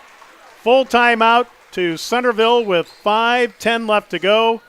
It's Centerville 43 and Canistota 20 on Centerville Tornadoes Live. Yeah, give me a... Agriculture is like no other business, which makes Farm Credit Services of America like no other lender. Owned by the farmers and ranchers we serve, our customers have a voice in how we work, a stake in what we do, and share in our success. Discover a lender that works for you at Farm Credit Services of America.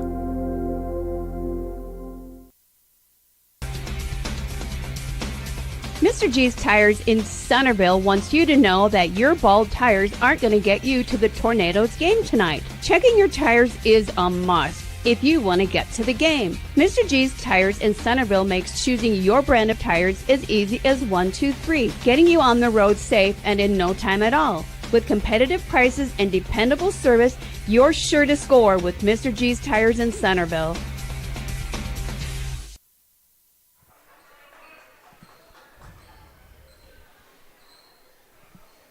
$5:10 left to go here in non-conference South Dakota Class B girls basketball here from Centerville. 43-20, Centerville leads Canistota. And now full court pressure by Centerville. Here's a pass up ahead, and too strong for Lola Khan, a 5'1 freshman who checked in at the timeout. Now, Joe, does that go down as an attempted field goal? Good question. Centerville foul on Brea Austin, her third, second of the quarter. You mean like the 70-yarder that the guy from the Cowboys is going to kick here sometime this season? Yep. Probably against the Vikings on Sunday. Sunday night. Yeah. It's happening. Another foul on Brea Austin, and that's her fourth. Third team foul this quarter on Centerville. Inbounds pass goes to Atchison. Knocked away. Picked up by Lieber. Driving in is Kahn. Kahn forces up a shot. It's no good. Rebound and a putback try by Becker. And she is fouled. The foul on Peyton Hansen, and she is just fouled out of the game. So 4:40 left to go, and Peyton Hansen will have 3 free throws on 3 of 4 shooting from the line. Izzy Eide will check in for her.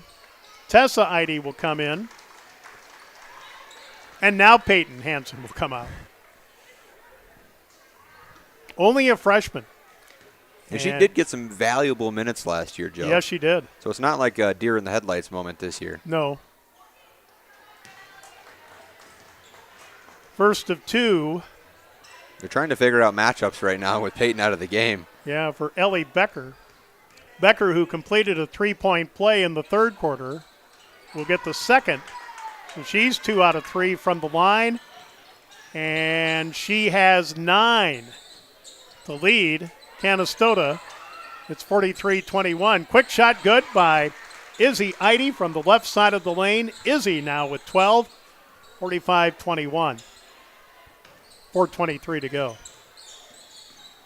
Allison Lieber stopped on the left side near the sideline. In the corner to Becker.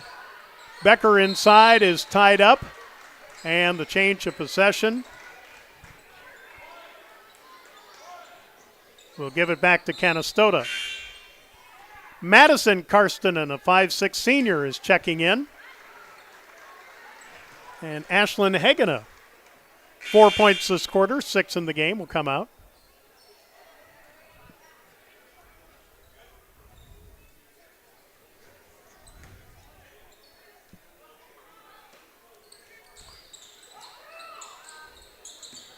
Inbounds pass in the lane. Atchison will go strong, but left a layup short. Izzy Eide with the rebound for Centerville with 3:50 left to go. Madison Karstinen again in the game. So I think Bree Swift is the only varsity player that hasn't checked in yet. 3:32 to go. As Centerville again, patient against the Canistota zone. Here's a 3 left side. Brea Austin. Wow, is she feeling it, Charlie? 5 threes in the game. 3 this half. And that's just something that last year we didn't see at all from her. No. You know, Centerville's up 27, Joe, right? Right. But it doesn't feel like 27. You talk the foul issue's a big one, and then number 2 for Centerville, I think it comes down to turnovers. A lot of empty possessions as well. A 27-point game feels like Centerville's got a lot of work to do at practice tomorrow. Here's Izzy Eide with a little runner in the lane that won't fall, and the rebound to Clara Remical. Well, but Canistota has had a lot of turnovers tonight that have been turned into points by Centerville for sure. 3 from the right side by Remical, no good, and the rebound to the Tornadoes with 2:44 to go. Izzy Eide here on the left side. Madison Karstinen, Brea Austin. Lydia Austin for 3, right corner, no good. Rebound, Izzy Eide, left one short. She was hacked. And will shoot 2 with 2:29 to go. And I believe the foul on Rue Atchison. That is her 4th. The first team foul this quarter. Izzy Eide with 12. Brea Austin 17 with those 5 threes. at the line for the first time. First trip to the line for Centerville in the second half. First of two, no good.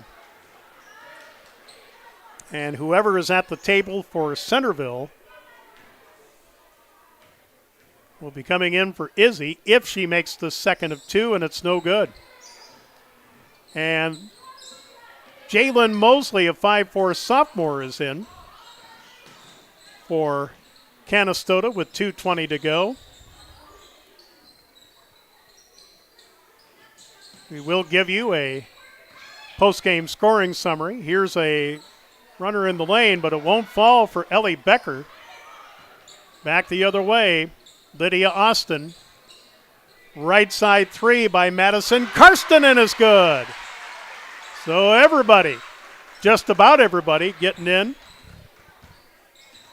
on the scoring, and it's 51-21, 1:48 to go. Pass inside. The shot no good by Mosley, and the rebound, Centerville, up ahead to Izzy Eide. Izzy, jumper in the lane, good. Izzy Eide with 14. 1:30 to go. And now both coaches will send in substitutes at the next dead ball.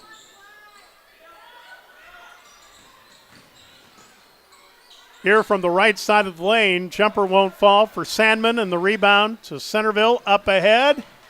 Couldn't handle it. Madison Karstinen. And now Bree Swift, the 5'4" junior, is checked in.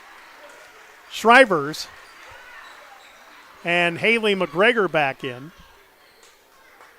And let's see.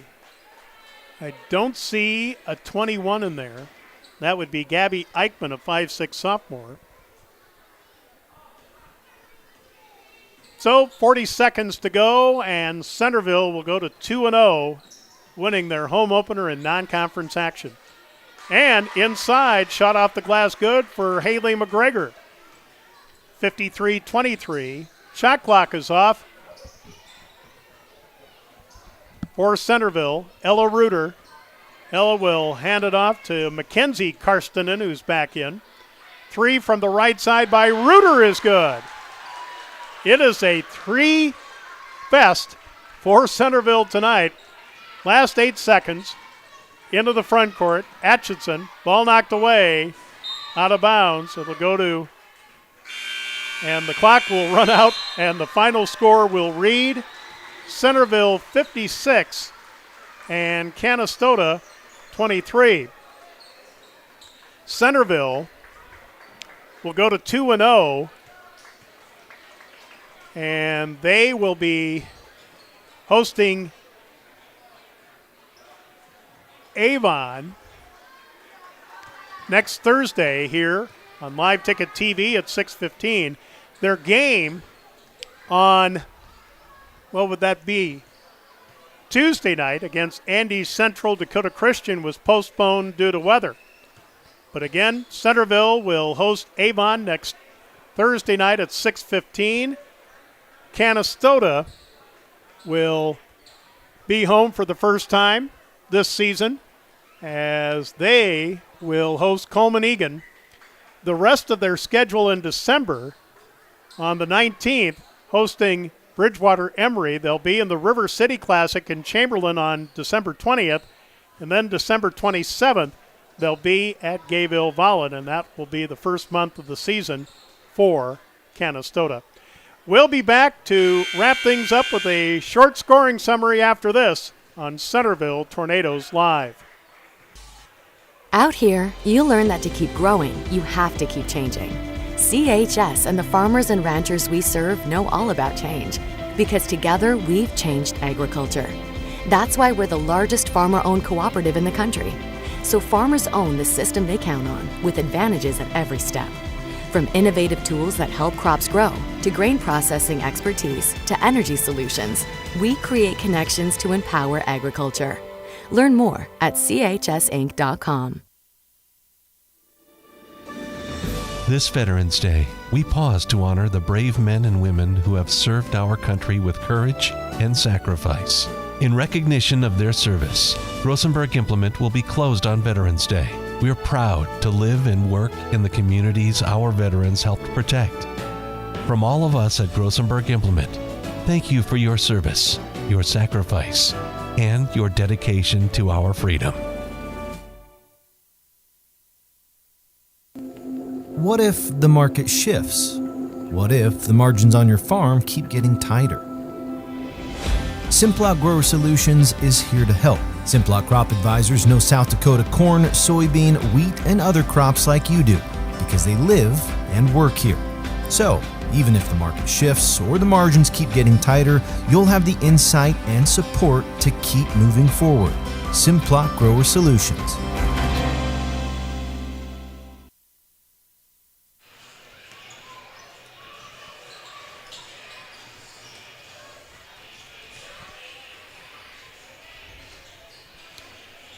Back at the Centerville High School Purple Gym, along with Charlie Preen, Joe Van Gore, and the home opener for the Centerville girls, ranked third in the media poll in Class B, ranked second in the South Dakota Power 5 poll in Class B girls. They come up with a 56-23 win over Canistota to go to 2-0. Canistota falls to 0-1. Centerville trailed 3-0 for about half of the first quarter, but then got the offense going as they led 13-3 at one quarter, 25-9 at the half, 36-16 after three quarters, and again the final 56-23. For Canistota, 4 out of their 5 starters score, 1 off the bench. Ellie Becker leads with 9, Rue Atchison with 6, Allison Lieber with 4, and Emma Sandman with 2. Clara Remickle started at a guard for Canistota, didn't score. Haley McGregor off the bench had 2. Jylen Shrivers, Jalen Mosley, Lola Khan all played for Canistota but didn't score. Canistota 10 field goals, one of those a three-pointer by Ellie Becker that gave Canistota their only lead of the game early in the first quarter. And Canistota 2 of 13 from the free throw line. For Centerville, 4 out of their 5 starters score, 4 off the bench, 2 in double figures.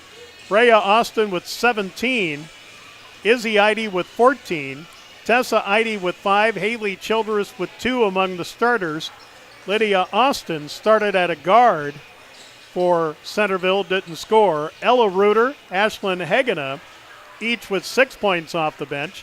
Peyton Hansen, 3 free throws before she fouled out with 4:40 to go in the game. Madison Karstinen had a three-pointer. Mackenzie Karstinen, Bree Swift, and Emery Anderson all played for Centerville but didn't score. Centerville 21 field goals, 11 of those three-pointers. 1 by Tessa Eide, 5 by Brea Austin, 2 by Izzy Eide, 2 by Ella Reuter, and 1 by Madison Karstinen. Centerville 3 of 6 from the free throw line. Again, Canistota will be hosting Coleman Egan next Tuesday. Centerville will be at home next Thursday against Avon in a Great Plains Conference doubleheader with the Tornado boys. Game time 6:15 here on Centerville Tornadoes Live. All right, we're going to take a break. When we come back, we'll set you up for the boys game as Centerville and Canistota will open up their season in non-conference Class B boys basketball.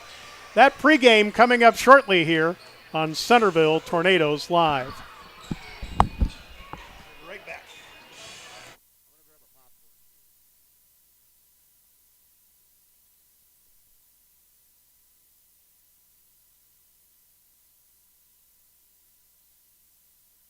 At Knutson Masonry, they take pride in their work. They work hard to produce quality masonry as they continue to build their business brick by brick. They are honored to have been a part of numerous projects of all sizes. They do a wide variety of projects, both residential and commercial, across the tri-state region. They have done large projects such as schools and a range of residential, from house exteriors to mailboxes and fireplaces. Knutson Masonry is proud to have served so many satisfied customers and are proud supporters of the Tornadoes. Pests don't wait, and neither should you. At Olson's Pest Technicians, we've been protecting homes and businesses for over 55 years. From bats and attics to rodents and walls, ants in kitchens, stubborn bedbug infestations, even swarms of mosquitoes. We've seen it all, and we handle it all. With expert technicians, ethical treatments, and service across South Dakota, Nebraska, and Iowa, you can count on Olson's to get the job done right. Contact us today at Olson's Pest Technicians. Family owned, community trusted. When it comes to advertising, reaching the right market while giving back to the school is just plain right. If you're looking for an effective method that reaches a large fan base at once, then here's your ticket with Live Ticket TV. With over 90 schools in the state of South Dakota, we can help you advertise locally with just your home team or reach the region. Plus, a portion of all sales go directly back to the school. Get a hold of Heath Nimke today and let's get started in building your brand with Live Ticket TV. Fentanyl is a powerful synthetic opioid, up to 100 times stronger than morphine. Even a tiny amount can be deadly. It's often mixed with other drugs without your knowledge, increasing your risk of overdose. Protect yourself and your loved ones and avoid unknown substances. Stay informed, stay safe, and remember, one pill can kill. For more information on fentanyl prevention, visit your local health resource or speak to a healthcare professional today. This message was brought to you by the Great Plains Tribal Opioid Response, so that the people may live. This is what matters. This is beyond X's and O's. This is the difference mutual respect makes. This is what character looks like. This is what defines us in South Dakota. This is sportsmanship. School sports. It's not the outcome that matters most, but the way the games are played.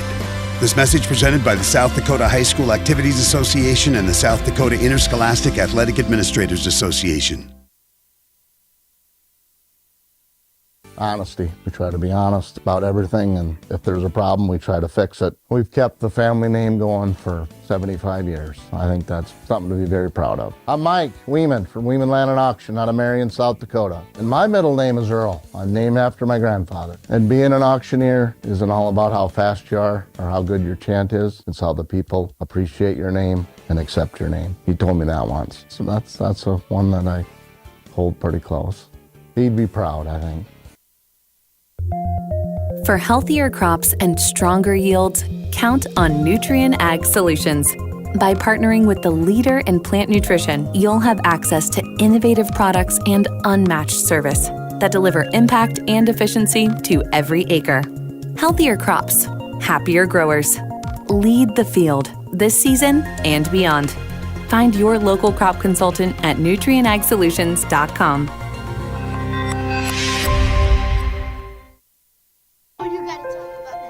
The innocence of youth. Is there anything any better? But soon they'll be in high school and facing all the same challenges you faced. How to make friends, how to fit in, how to be cool. We want our children to have everything they'll need to live fulfilling and productive lives. Make sure the kids in your family are among the more than 57,000 participants here in South Dakota who take part in high school sports or activities. Each day brings the opportunity to make a difference, to follow through with integrity, to solve challenges through innovative thinking, and to bring the technical know-how needed to get the job done. At Wilbur Ellis, this is how we work, standing side by side as local experts who partner with the stewards of the land. We do it together. That's the power of we. In the market for a new irrigator? Automatic Irrigation in Centerville has you covered. Offering Zimatic irrigators to help you get water to the fields. They tackle all brands when it comes to repairs. Also repairing and selling soak-up grain bins to complete the automatic irrigation game for a touchdown. Go Tornadoes! When life gets hard and our thoughts get too much to bear, finding the resiliency within us can help us find healing. The 988 Suicide and Crisis Lifeline provides 24/7 free support for anyone in suicidal distress or emotional crisis.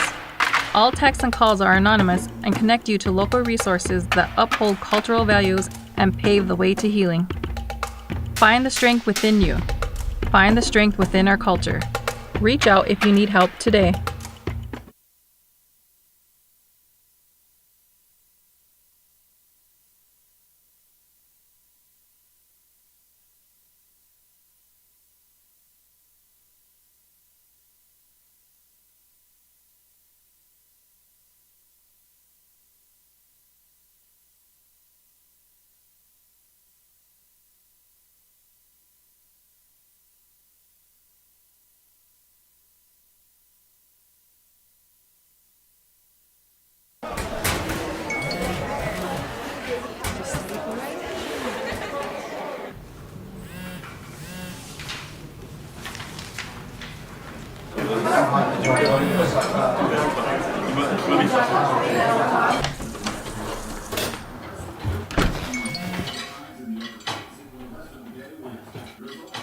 When the world feels big, a small note can mean everything. Find mental health support at sdbehavioralhealth.gov.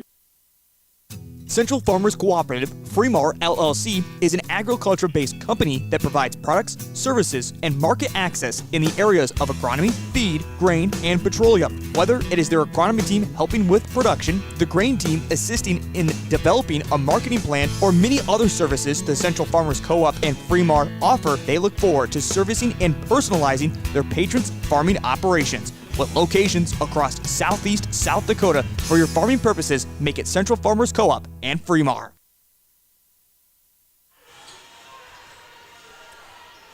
Centerville High School boys basketball is on stream on Centerville Tornadoes Live from Live Ticket TV. Good evening and howdy again. Once again, everyone, along with Charlie Preen, our producer, Joe Van Gore from the Purple Gym in Centerville, and it's the season opener for the Centerville Tornadoes representing the Great Plains Conference.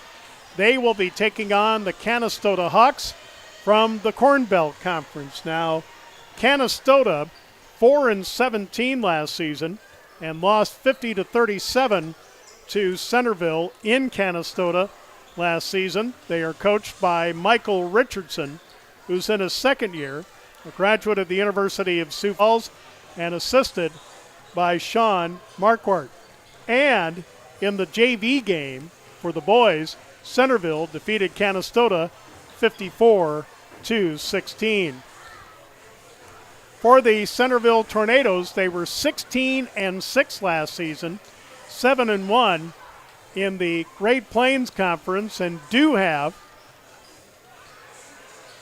a number of names coming back from last year's team. Of course, did have some graduation losses, but the Tornadoes are ready to go here in 2025-2026. Alec Austin, who was third on the team in scoring last year behind Miles Eide and Aiden Bobzine, he averaged 12.2 points per game. He had 103 rebounds, 37 assists, 25 steals, or 22 steals, and 13 block shots. Ethan Bobzine scored 6.5 points per game last year. He had 128 rebounds, 22 steals, and 13 block shots. No, 25 steals and 16 block shots. Sorry, folks, we're just trying to get our bearings on last year's stats provided by head coach Corey Muller, who, by the way, is in his 19th year, a graduate of South Dakota State, and assisted by Josh Morphew. And also Corbin Topol averaged 4.5 points per game. He had 88 rebounds, 15 assists, 16 steals, and no block shots. Among the returners for Centerville that scored threes, Ethan Bobzine had 17, Corbin Topol had 8, Alec Austin with 5, Tucker Martz will be getting a start at center, had 3 3-pointers last year. So there are some numbers for the returners for Centerville. Let's give you the starting lineups. First of all, for Canistota, 3 forwards and 2 guards, a sophomore, Caleb Schroeder, a sophomore, Carter Becker, and a forward, Miles Heinzman. But we have no heights for Canistota as we printed off their roster on Bound, and no heights listed in the program here in Centerville. The guards, Dane Krenke, a junior, and Braden Atchison, a senior. Expect to see Joshua Koenig, a freshman, Jackson Pitts, a sophomore, Eric Hansen, a freshman, and the 9th member of Canistota's roster is Caden Kennedy, a junior. For the Centerville Tornadoes, at a forward, Corbin Topol, a 6'3 senior, Alec Austin, is the other forward, a 6'3 senior. The center, Tucker Martz, a 6'2 junior. The guards, Logan Reuter, a 5'7 freshman. And Ethan Bobzine, the other guard, a 6'1 junior. Expect to see Bo Eide, a 5'10 freshman.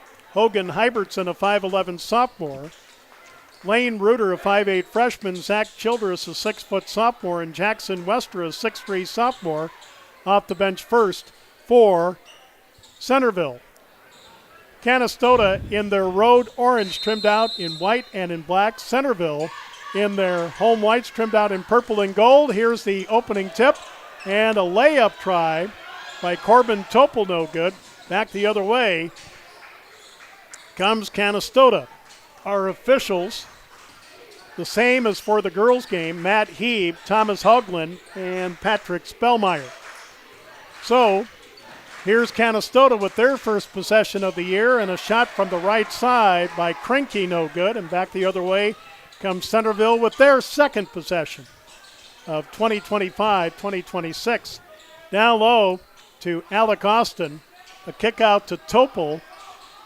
Out front, Ethan Bobzine wanted to go a three from between the circles. Here's a three left side. That will not get the roll, and as a matter of fact will touch the shot clock, which is out of bounds. It'll belong to Canistota. Yeah, Joe, might be like this girls' game. A slow start, but I feel like both of these teams have the capability and the offensive prowess to make something happen. I think it's going to be a physical game, especially inside as well. Centerville commits a foul as it's on Logan Reuter, his first, and the first this quarter. Canistota on the end line with Krenke to throw it in, who wears a knee brace on his right knee. Inbounds pass goes to Becker. Becker to Atchison. Atchison, right side of the lane, tries to sneak in and is called for traveling. So a minute, 3 seconds gone in the game, and no score from the Purple Gem in Centerville.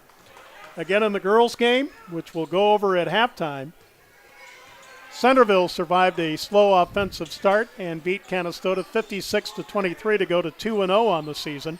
Three from the right side, up and good by Logan Reuter. So the first three of the season belongs to Reuter. And here's a jumper in the lane. No good by Canistota. Back the other way will come Logan Reuter. Three by Ethan Bobzine won't fall. Corbin Topel with the offensive board, off the glass, no good. Ball knocked off the floor. It is last touched by Logan Reuter. So 6:18 left to go, first quarter, 3-0 Tornadoes. Whew. Game 2 of our doubleheader. Inbounds pass to Atchison. Atchison stopped at midcourt, lost the ball, got it back. Has still time to get across the timeline, which he does, but lost it out of bounds. A double team by Topel and Logan Reuter. You know what we should push for, Joe, is we should push for a big video board in here so when we get review or replays and stuff, we can get the crowd into it. And get the officials involved, but yeah, that's only in state tournament situations that they review. Down low it goes to Alec Austin on the left block, and he lost it out of bounds. So still 3-0, 2 minutes gone in the first quarter. For Canistota, Becker across the timeline. Ball loose, up ahead. Here's a kick out and an easy lay-in for two for Ethan Bobzine. Second Tornado starter to score, and it's 5-0. And here's another Centerville foul on their pressure. Foul is on Logan Reuter, and that's his second team this quarter. And Corey Meller is looking to his bench. On the far sideline, Braden Atchison. Hogan Hybertson will be the one coming in. And also coming in will be Jackson Westra. 5:33. Here's a open three that won't find the mark by Krenke, and the rebound in the corner to Ethan Bobzine. Up ahead to Logan Reuter. Topel down low to Alec Austin. Alec off the glass, good. 7-0 Tornadoes, 5:14 left to go first quarter. Canistota only has 9 on their varsity roster. Here's a drive. The ball knocked away from Caleb Schroeder, and having it knocked away from him was Ethan Bobzine, and he is fouled. The foul on Braden Atchison, his first team. As mentioned, Hogan Hybertson, a 5'11 sophomore. Jackson Westra, a 6'3 sophomore in for Centerville. Topol from the near sideline in the backcourt will get it in to Ethan Bobzine. Right side, Hybertson. Hybertson. Pass in the corner, knocked out of bounds. Intended for Ethan Bobzine. Good hustle play by Atchison of Canistota. 7-0 Tornadoes. Under 5 minutes to go first quarter. Inbounds pass to Topol. Topol, right side to Ethan Bobzine. Pass down low, Alec Austin. Here a runner in the lane by Hybertson is rejected. And a foul on Centerville heading back up court. The foul on Jackson Westra, which is his first, already the third team this quarter on Centerville. The inbounds pass to Carter Becker. Becker across the timeline. In the middle to Heinzman. To Atchison. Atchison to the right baseline cutoff. Haven't even given you the defense. Looks like Centerville's in a matchup zone. Here's a runner from the right side by Atchison that won't fall. Topol the other way for Centerville with a 7-0 lead. Jackson Westra. Right side, Ethan Bobzine. Bobzine lost the ball and is called for traveling. Centerville will bring in Bo Eide, a 5'10 freshman. And coming out, Alec Austin, who has a bucket. Also in, Lane Reuter, a 5'8 freshman. So that's 4 times that Corey Muller has gone to his bench in the first 4 minutes of the game. And you know what, Joe? It shows confidence in his guys. Well, like you said, you want to get them into game shape. Here's a steal and a basket for Bo Eide. And at the other end, taking a fall, Dane Krimke, as we mentioned, he is wearing a brace on his right knee, and he is limping off the floor. Coach Michael Richardson helping him out. You don't want to see that in the first half of the first quarter of the first game of the season. Checking in, Joshua Koenig, a freshman. Whew. That's not what you want to see. No.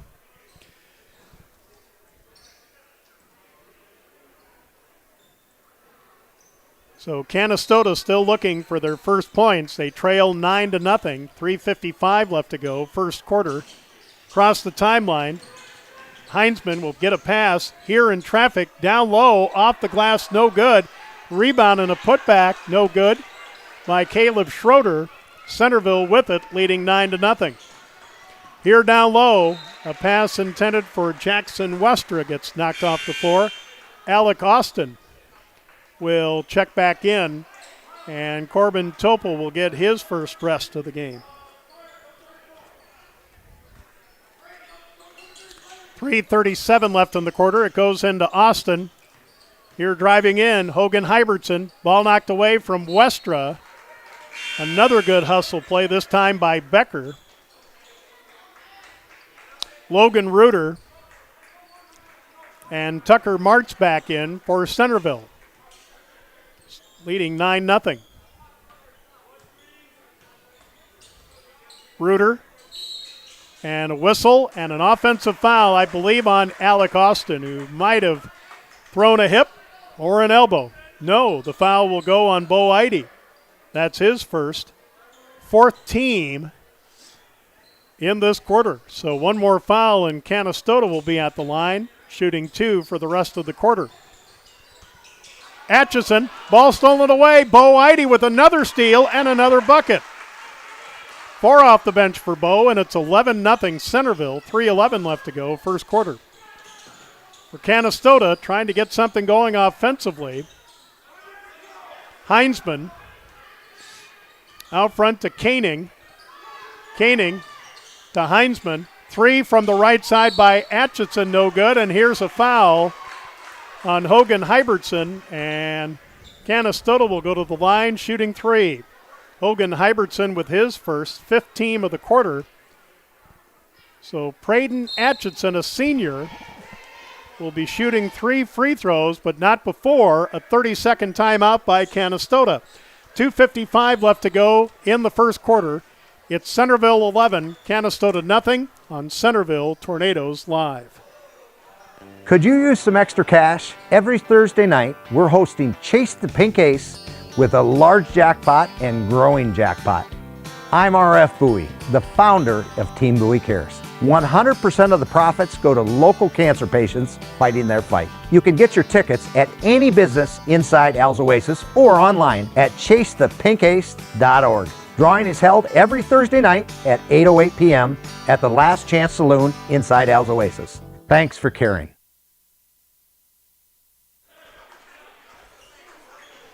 $2:55 left to go first quarter from Centerville in non-conference South Dakota Class B boys basketball action.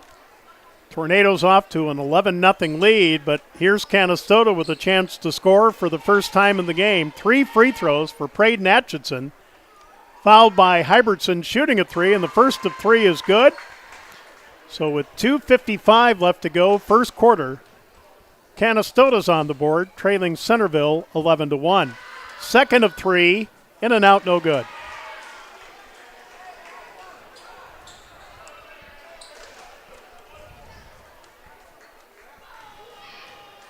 And now the third of 3 by Atchison is good. It's 11-2 Centerville. So now the Hawks looking for their first field goal of the game. For Centerville, Logan Reuter to Corbin Topel. Down low to Austin. Ball knocked away from behind by Caleb Schroeder of Canistota. It'll be Centerville basketball underneath their own basket. Inbounds pass to Austin, to Ethan Bobzine. Down low to Topel on the right side of the lane. The kick out to Logan Reuter.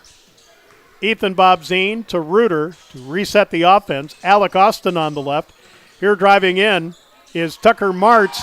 Had the shot rejected. Taken by Alec Austin. He'll put it up, and he's fouled, I believe, from behind by Joshua Koenig of the Hawks. Nope, it is on Caleb Schroeder, his first, second team. First free throws of the season for Centerville. Alec Austin to do the honors. A 55% free throw shooter last season, and he misses the first of 2. Tell you what, Joe, I look forward to this halftime segment because some of the scores that are flashing up on the bottom of the screen, pretty wild, to say the least. It's a new year, I know. Yeah, it's a new year. And, if you really want to see some wild scores as Austin misses the second of 2, go into the 2 Class D girls and boys classes in Nebraska. As Canistota looking for their first field goal. Here's a 3 on the way that won't go. Rebound and a putback short. And a battle for the ball. And a timeout. Canistota to save possession. Another 30-second timeout. So with 2:02 left to go first quarter, Centerville 11 and Canistota 2 on Centerville Tornadoes Live. College is where ideas come to life, where you'll find your pack. And at Northern State University, you'll leave the pack. It's part of the Northern Experience, right here in Aberdeen, South Dakota. This is where the next generation of leaders thrive. Through world-class facilities, hands-on experiences, and generous scholarship opportunities to impact every part of who you're meant to be. Don't just earn a degree, shape your future and experience Northern. In times like these, it's good to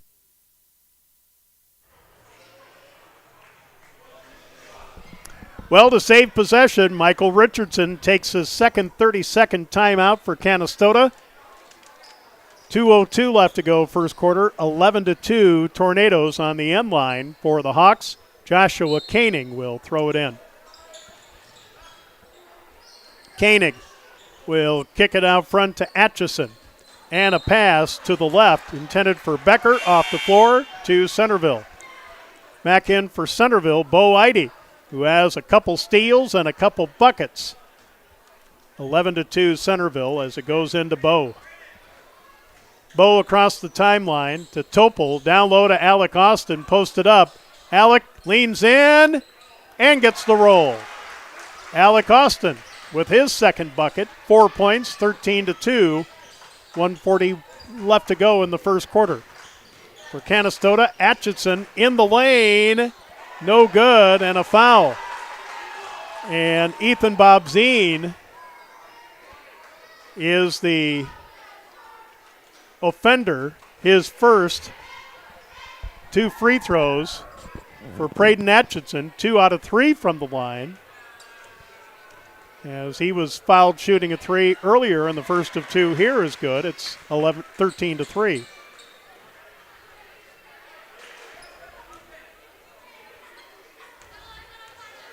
Again, Canistota from the Corn Belt Conference, 4-17 last season. Second free throw missed. Rebound knocked off the floor. Alec Austin was fighting with Caleb Schroeder for it, and the ball goes to Centerville with 90 seconds left in the quarter. Out front, Bo Eide against the zone, and both teams are playing a zone. Ethan Bobzien for 3, and it rims out. Rebound tipped up by Austin, taken by Caleb Schroeder of Canistota. Of course, Centerville returning Alec Austin, first team, all Great Plains Conference. Ethan Bobzien, honorable mention, Great Plains Conference from last year. After a Canistota miss, Bo Eide has it taken away by Peyton Atchison. 45 seconds left in the quarter, 13-3 Centerville. And calling a play out front, Peyton Atchison being hounded by Ethan Bobzien. Here's a give and go to Atchison. Ball knocked off the floor. It goes to Centerville. Hogan Hybertson will check back in. And Tucker Martz, who hasn't scored, will come out. 30.8 left to go in the quarter. 17 on the shot clock for Canistota from the end line. Koenig will get it way out front to Heinzman. Here's a nice move inside, but missing is Becker. 23 seconds left in the quarter. Shot clock is off. Down low it goes to Corbin Topol, knocked away from behind to Centerville with 17.4 left in the quarter.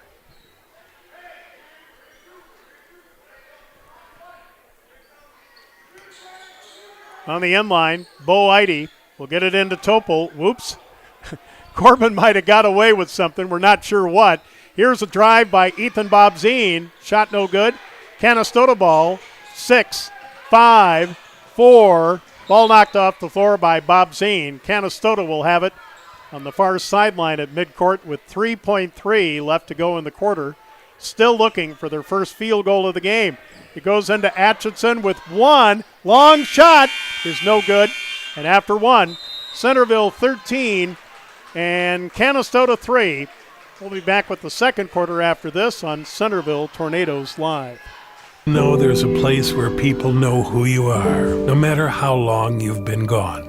A place where the smells of home cooking are still in the air, where a simple wave warms your heart, and sharing stories is just a way of life. It's good to be home. Agraria Insurance Company, protecting what's important in life. Contact your local Agraria Insurance Company agent.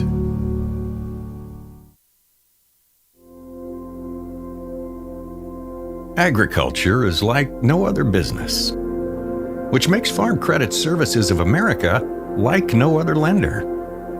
Owned by the farmers and ranchers we serve, our customers have a voice in how we work, a stake in what we do. and share in our success. Discover a lender that works for you at Farm Credit Services of America.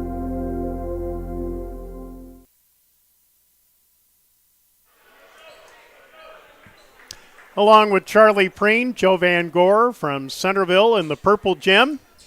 Season opener for both Centerville and Canistota. Centerville with a 13-3 first quarter lead, and it will be the Hawks that will get the ball to start the second quarter. And good news, Charlie, Dane Krinke, who again wears a knee brace on his right knee, who went down in a heap, is now back in, and he will inbound it at midcourt. It's like he's moving it well, too. Yeah. And here's a pass tipped away by Logan Reuter. Back the other way, Ethan Bobzine. Pass inside. Alec Austin gets control, lost it. Taken away by Krinke. 13-3, Centerville. Early stages of the second quarter. Here's a pull-up three by Atchison, no good, and the rebound to Centerville's Logan Reuter. Moving in, Hogan Hybertson. Down low to Bobzine. Tries to force his way in and scores off the glass. Ethan Bobzine with 4. 15-3 Centerville. 7:20 left to go before halftime. In the backcourt, Atchison gets it across the timeline to Becker. Becker, left baseline to Schroeder. Ball knocked away in the zone. Back the other way. Logan Reuter with the layup with the left hand, and it's good. Logan Reuter with 5, and it's 17-3, 6:59 left to go, halftime. And Centerville will bring in Tucker Martz at the next dead ball, along with Jackson Westra. 2 will be in for Canistota. Centerville gets a steal, another left-handed layup, good by Logan Reuter, and substitutions in. And I believe Krinke was shaken up on the play. Jackson Pitts is in for Canistota, a sophomore. And let's see who else came in. Eric Hansen, a freshman. 6:35 to go in the half, and the pressure by Centerville has been relentless. Here is a missed shot and a putback, no good. But Canistota still has it inside. Shot up and good for Carter Becker. Nope. They give the bucket to Caleb Schroeder. I thought it was Becker that had it. But that's the first field goal of the game for Canistota at the 6:09 mark of the second quarter. They scored their first points on a free throw, 2:55 left to go in the first quarter. The replay showed Becker was the shooter. It was Becker. Yes. Okay. Here is a rebound and a putback up and good. Also by Wextra of Centerville, 21-5. So I will give it to Becker and take it away from Schroeder. Thank you. The replay never lies, right? Here is Becker on the baseline. Here's a shovel to Braden Atchison. Ball taken away by Logan Reuter, and a foul on the Hawks coming back up court.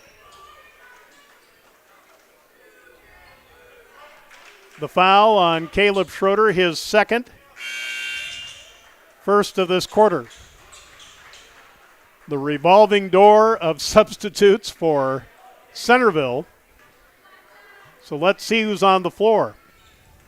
Tucker Martz, Bo Eide, Alec Austin, Jackson Westra, and Zach Childress has checked in for the first time, a 6-foot sophomore. 21-5 Centerville, 5:08 left to go first half. Alec Austin left corner driving the baseline, and Becker altered the path of Alec Austin. All of a sudden, Alec just jumped out of bounds, and it goes to Canistota. We're not sure if there was a push involved, but it's Canistota basketball. Again, their first field goal by Carter Becker just a moment ago. But in the official book, it'll say that Caleb Schroeder scored. But like we said, No, the replay. Charlie with the replay, and it showed the truth. So on the end line, Jackson Pitts will throw it in. Inbounds pass to Becker, knocked off the floor by Tucker Martz. 21-5, Centerville. 4:42 left to go before halftime.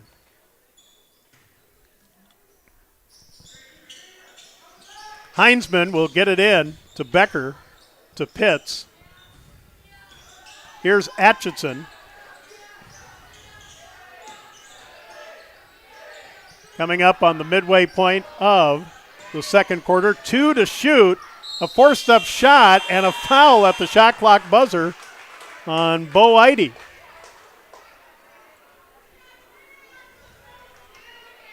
Bo Eide with his second, first of this quarter. And Braden Atchison, 3 out of 5 from the free throw line, has 2 more coming. First of 2, no good. Corbin Topol back in. Coming out, Jackson Westra, who has a bucket this quarter. Coach Muller with a word or two for Bo. And the second free throw by Atchison is good. He's got 4 out of their 6 points from the free throw line, 21-6, Centerville. 4:20 left to go in the half. Bo Eide dead on 3, in and out, no good. Back the other way comes Canistota with Eric Hansen. Hansen and a foul on Centerville. A push that when Miles Heinzman tried to get the ball. The foul on Tucker Martz, his first, second team this quarter.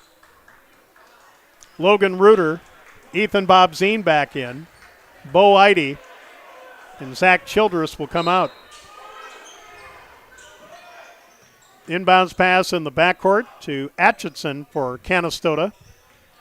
There's the midway point of the second quarter right there, and it's 21-6 Centerville. Carter Becker has their only field goal. Pitts, left corner, Hansen, double team, trying to get it in the lane, throws it away, back the other way, Alec Austin. Austin, open 3 is good for Tucker Martz. Second 3 of the game for the Tornadoes. Again, Tucker Martz had 3 threes last season. And now an over and back by Canistota, 24-6 Centerville with 3:25 to go in the half. Coming back in, Caleb Schroeder. And coming out, Carter Becker, who has 2 points.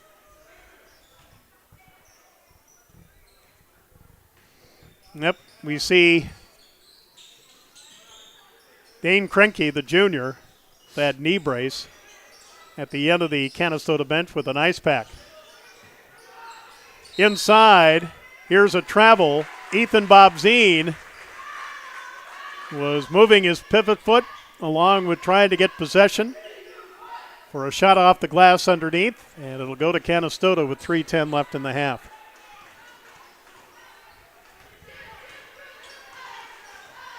Braden Atchison across the timeline for the orange-clad Canistota Hawks. To Heinzman.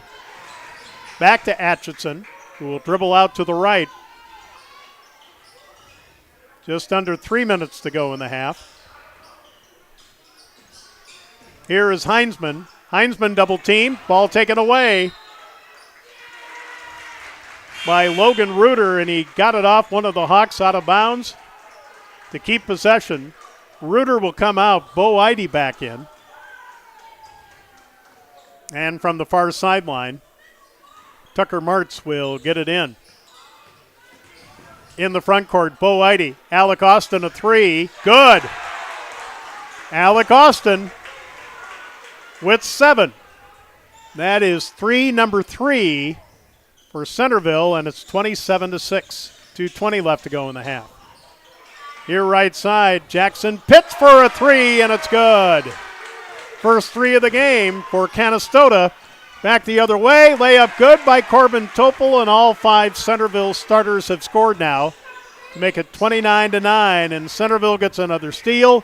Here's a lob to Ethan Bobzine to Topol, layup good. Right place, right time. Yeah, no doubt.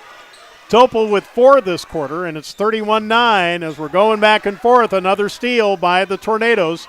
Bo Whitey from the right, down low, easy lay-in for 2 for Ethan Bobzine, who has 6, and another timeout by Canistota.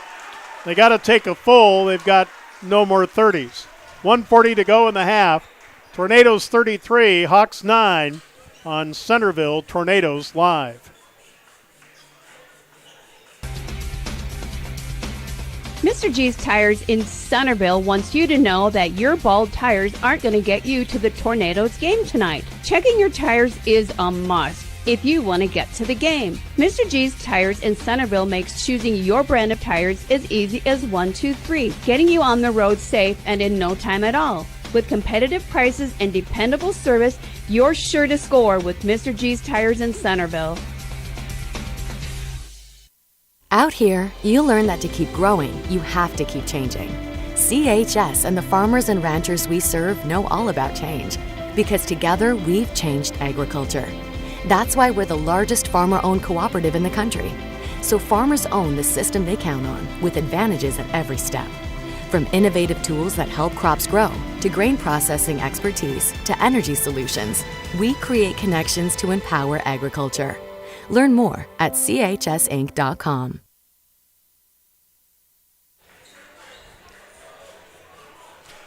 So, Michael Richardson of Canistota, in his second year at the Hawks helm, a graduate of the University of Sioux Falls, has used both his 30s and a full for timeouts. Corey Muller of Centerville hasn't had to use a timeout left. 33-9 with 1:40 left to go in the half. Canistota with the basketball, Centerville with the lead. Here is Carter Becker, and right through the hands of Miles Heinzman, up ahead to Bo Whitey, another easy lay-in for 2. Yeah, this looks like the Tornadoes are in the right place at the right time, but Joe, it looks like they want to be out there. They're playing great defense right now. Yes, they are. And they are playing a zone. It's a 2-3 zone, but they're really spreading Canistota out. You know, and in the beginning of the year, that can be hard to play offense against. You know, yeah, you're probably not playing against that every day in practice. And another steal up ahead, Bo Whitey. He will go behind the back to Hogan Hybertson, who will kick it out to Topol. Topol in the lane, the layup good. Corbin Topol, 6 points, all in this quarter. 37-9, 45 seconds left to go in the first half. Braden Atchison inside, a little jumper, no good. Called for traveling on the right block. Back in for Centerville, Zach Childress coming out. Tucker Martz. Timeout. Centerville, yep. So let's take a 30 with them. 39.2 left in the half. Tornadoes 37, Hawks 9 on Centerville Tornadoes Live. This Veterans Day, we pause to honor the brave men and women who have served our country with courage and sacrifice. In recognition of their service, Rosenberg Implement will be closed on Veterans Day. We are proud to live and work in the communities our veterans helped protect. From all of us at Rosenberg Implement, thank you for your service, your sacrifice, and your dedication to our freedom.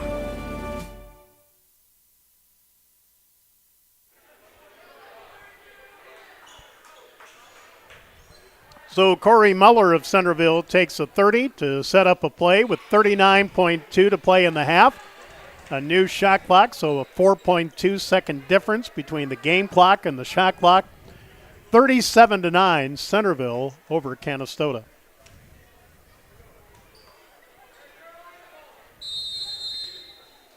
Inbounds pass to Bo Whitey from Tegan Bertrand Stever, a 5'10 sophomore who has checked in for the first time. Tegan with it. With the ball knocked away, taken by Canistota. Shot clock off. In the front court, Braden Atchison to the lane with the left hand, the layup good. His first field goal, he's got 6 points. 37-11. 10 seconds left in the half. Bertrand Stever. And here's a foul on Canistota. Only their second team. The foul on Miles Heinzman, his first, second team of the quarter. Eric Hansen checks back in. Braden Atchison will come out.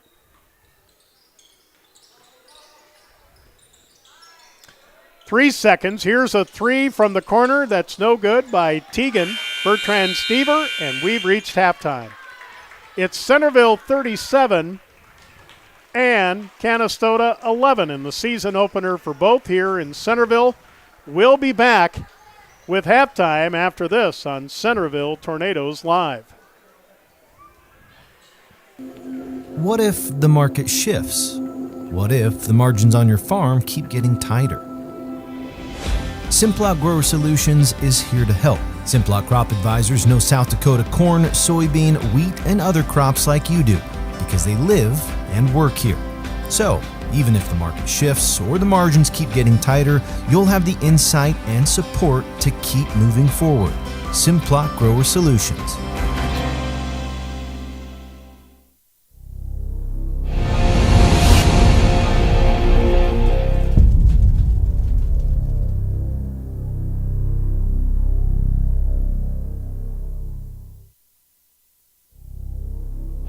At Knutson Masonry, they take pride in their work.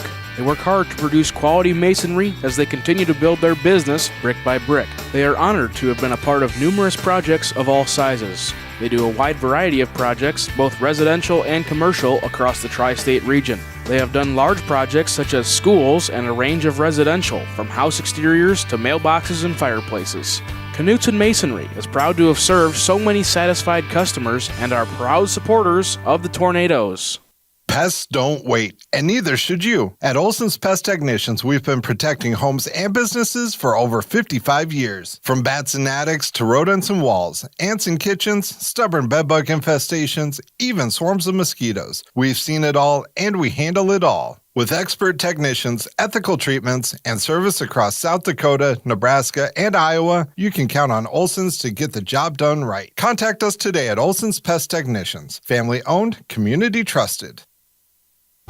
When it comes to advertising, reaching the right market while giving back to the school is just plain right. If you're looking for an effective method that reaches a large fan base at once, then here's your ticket with Live Ticket TV. With over 90 schools in the state of South Dakota, we can help you advertise locally with just your home team or reach the region. Plus, a portion of all sales go directly back to the school. Get a hold of Heath Nimke today, and let's get started in building your brand with Live Ticket TV. Fentanyl is a powerful synthetic opioid, up to 100 times stronger than morphine. Even a tiny amount can be deadly. It's often mixed with other drugs without your knowledge, increasing your risk of overdose. Protect yourself and your loved ones and avoid unknown substances. Stay informed, stay safe, and remember, one pill can kill. For more information on fentanyl prevention, visit your local health resource or speak to a healthcare professional today. This message was brought to you by the Great Plains Tribal Opioid Response, so that the people may live. This is what matters. This is beyond X's and O's. This is the difference mutual respect makes. This is what character looks like. This is what defines us in South Dakota. This is sportsmanship. School sports. It's not the outcome that matters most, but the way the games are played. This message presented by the South Dakota High School Activities Association and the South Dakota Interscholastic Athletic Administrators Association.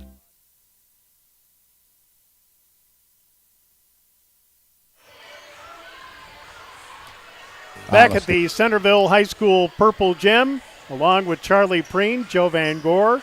Season opener for the Centerville Tornadoes and the Canistota Hawks, and Centerville with a 37-11 halftime lead.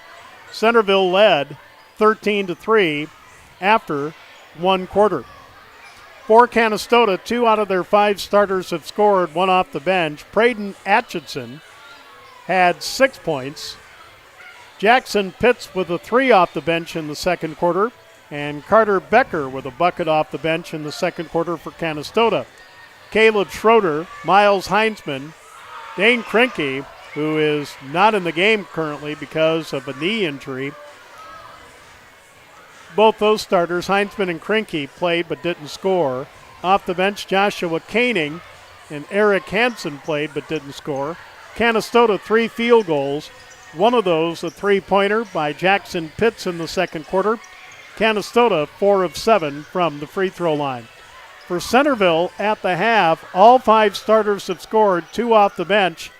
Logan Reuter with 7, Alec Austin with 7, Ethan Bobzine with 6, Corbin Topol with 6, Tucker Martz has 3, Bo Eide with 6 off the bench, Jackson Wester with 2, Hogan Hybertson, Lane Reuter, Zach Childress, and Tegan Bertrand Stever all played off the bench for Centerville but didn't score. Centerville, 17 field goals, 3 of those three-pointers, 1 each for Alec Austin, Tucker Martz, and for Logan Reuter. And Centerville 0 for 2 from the free throw line.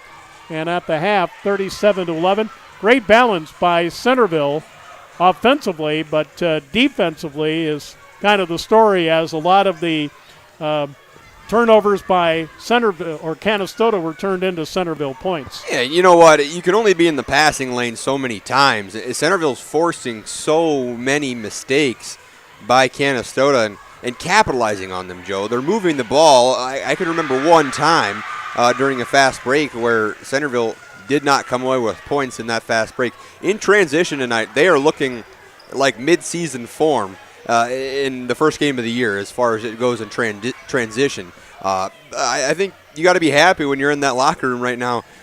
Coach Muller telling his boys, hey, offensively we got to muster some things up and clean it up, but hey, defensively we're forcing a lot of great stuff. All right, at the half, Tornadoes 37, Hawks 11 in the first game. In girls action, the Centerville girls, preseason number 3 in the media poll in Class B, and preseason number 2 in the South Dakota Power 5 poll in Class B, had a slow start offensively. Canistota led 3-0, but then Centerville turned it on to lead 13-3 after one quarter, 25-9 at halftime, 36-16 after 3, and wins 56-23 to go to 2-0 on the season. Rhea Austin led Centerville with 17 points, 5 threes in the game. Izzy Eide had 14 with a couple threes. Leading the way for Canistota, now 0-1, Ellie Becker had 9. And in Class B girls scores from the area, Gayville Vollen beat Alcester Hudson 48-33 at halftime. Parkston leads Tri-Valley 22-14. Freeman over Viborg Hurley 53-20. Irene Wakanda leads Bonham 44-16 late third quarter. Of course, you can see those scores at the bottom of your screen from SD Score Feed. In boys action from the area, Viborg Hurley leads Freeman 34-32 start of the third quarter. That's a good early season matchup. Irene Wakanda leads Bonham 26-17 at halftime. And Parkston and Tri-Valley will play. No score on that game as of yet. All right, so at the half, Centerville leads Canistota 37-11. We'll be back with the third quarter coming up shortly here on Centerville Tornadoes Live. We try to be honest about everything, and if there's a problem, we try to fix it. We've kept the family name going for 75 years. I think that's something to be very proud of. I'm Mike Weeman from Weeman Land and Auction out of Marion, South Dakota. And my middle name is Earl. I'm named after my grandfather. And being an auctioneer isn't all about how fast you are or how good your chant is. It's how the people appreciate your name and accept your name. He told me that once. So that's a one that I hold pretty close. He'd be proud, I think. For healthier crops and stronger yields, count on Nutrien Ag Solutions. By partnering with the leader in plant nutrition, you'll have access to innovative products and unmatched service that deliver impact and efficiency to every acre. Healthier crops, happier growers. Lead the field this season and beyond. Find your local crop consultant at nutrienagsolutions.com.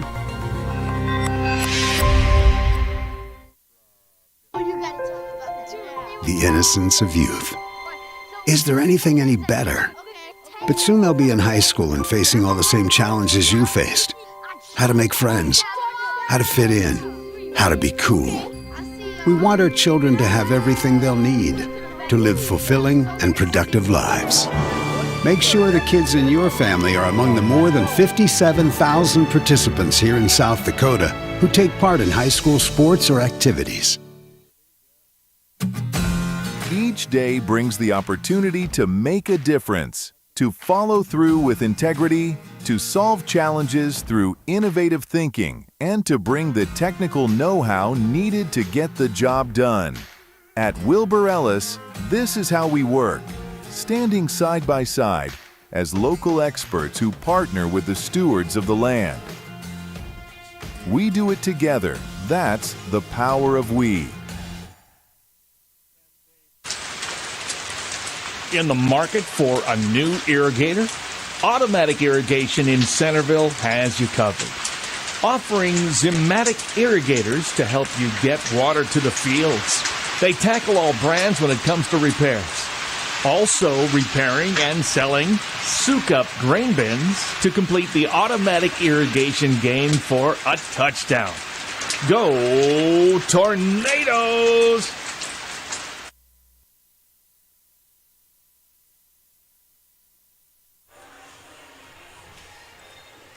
Folks, in the JV games associated with the girls varsity and the boys varsity, the Centerville girls JVs defeated Canistota 38-17.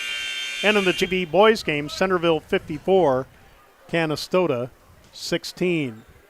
All right, just about ready to start. Quarter number 3. Again for Canistota, Braden Atchison with 6 points. For Centerville, Alec Austin, Logan Reuter with 7 points apiece, 6 apiece for Corbin Topol, Ethan Bobzine, and Bo Eide. And it's Centerville basketball. The same starting 5 to start the third quarter. Corbin Topol, Alec Austin, Tucker Martz, Logan Reuter, and Ethan Bobzine. And for Canistota, Sands, Dane Krenke, Joshua Koenig, Caleb Schroeder, Carter Becker, Miles Heinzman, and Braden Atchison. Again, both teams playing zone. Long 3 by Topol, no good, and the rebound cleared by Caleb Schroeder. Quickly up court, going right to the basket, and is fouled by Tucker Martz, who hits the deck. Tucker will commit his second, first this quarter, free throws for Caleb Schroeder. He is only the second Hawk to shoot free throws. Braden Atchison, 4 out of 7 from the line in the first half. First of 2 here is good. 37-12. 23 seconds gone in the third quarter.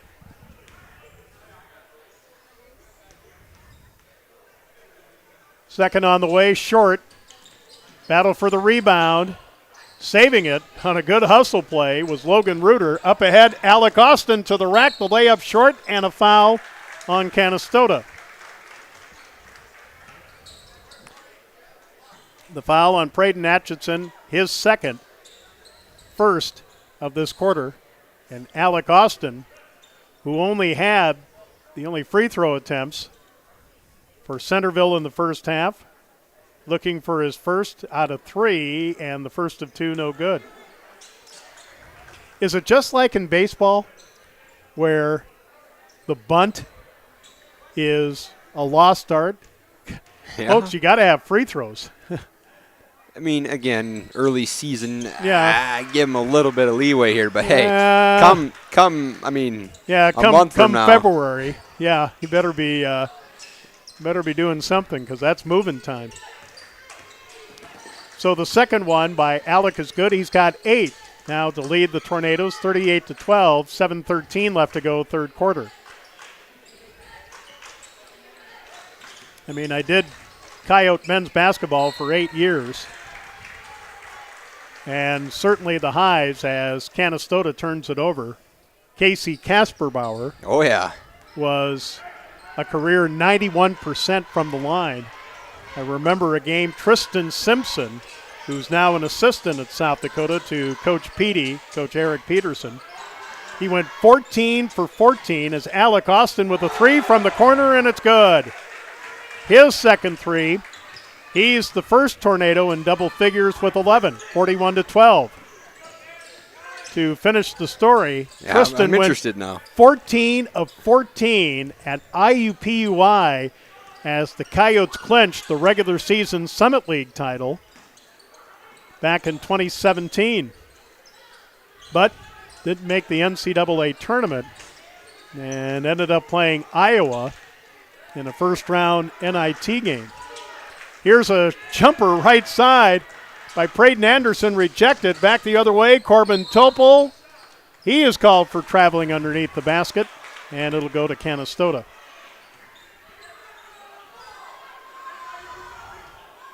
Tristan missed some that freshman year, but I tell you what, 14 of 14 on the road to win a conference championship. Wow, that was something. And now Canistota will turn it over on an over and back. Centerville will play it in with just under 6 to go in the quarter.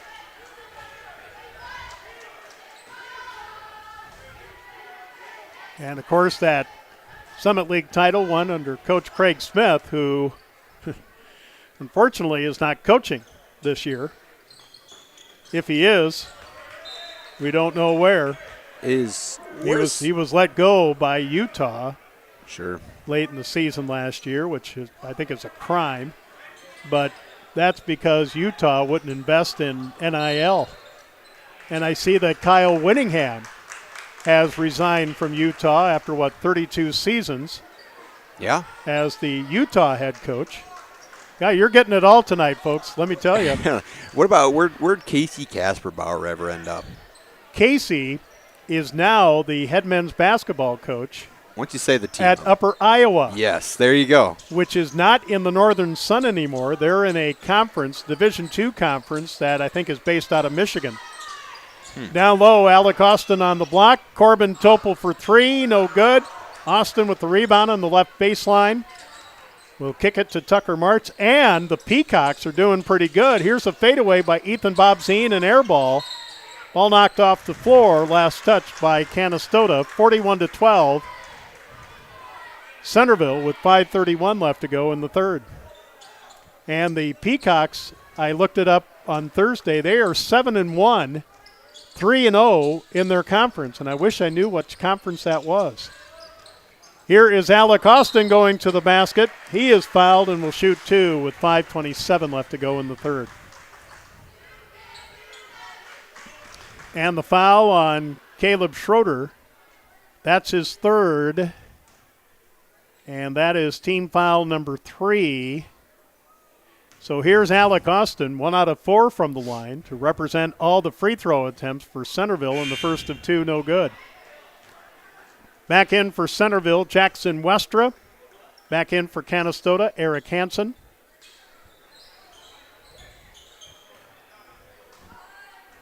Hogan Hybertson will check back in. If Alec can get the second of 2 for the Tornadoes, it's on the way and no good. Rebound Canistota to Hansen. Hansen in the front court. We'll get it out front to Carter Becker. Again, both teams playing zone. Well, kind of a sagging man-to-man. Here's a 3 that won't fall in the corner for Joshua Koenig. The ball off the floor, it belongs to Centerville. Bo Eide and Hogan Hybertson back in for the Tornadoes. Ethan Bobzine and Logan Reuter will come out. 41-12, Centerville, 5 minutes to go, third quarter. You know, and I did Mount Marty men's and women's basketball for 14 years back in the 90s and some of the 2000s. As a shot by Centerville goes off the floor, it belongs to Canistota. You know, free throws and trying to pass like the defender was invisible. just a forward pass. Sure. And, the passer would think that it was just going to pass right through. Here's a drive and a bucket good by Miles Heinzman. He will go to the line to try to complete the three-point play on the foul on Alec Austin. That's his first and the second this quarter. Zach Childress will go to the line. So, folks, you are talking, this is my 42nd year of doing games. And it's probably safe to say I've about seen it all at the high school and college level with some aspects of the game, as the free throw by Heinzman is short, out of bounds to Centerville. Lane Reuter will check back in for Centerville. Jackson Pitts back in for Canistota. About 25 seconds away from the midway point of the third quarter. 41-14 Centerville. Here's Bo Eide, who had a couple steals and a couple buckets. He has 6 points off the bench. Here's a three that won't fall for Lane Reuter, who's back in. And Canistota will lose it. Jackson Westra with the save. And here out front, Zach Childress. Childress will lob it in the corner for Lane Reuter. Here's a three by Bo Eide that's good. His first three of the night. He's got 9. 44-14 Centerville over Canistota. 3:39 left to go in the third.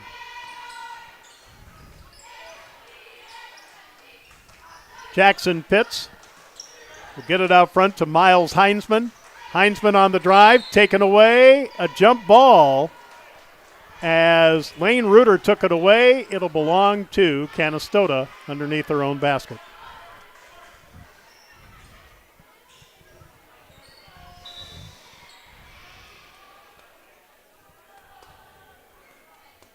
Let's see. Now a question on how much time is left on the shot clock.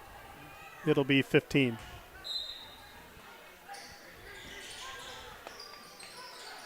Lob pass will go out front to Eric Hansen.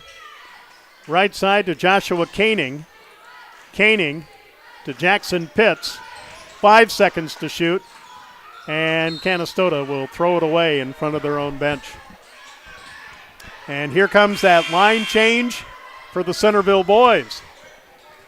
The original starting 5 is back in.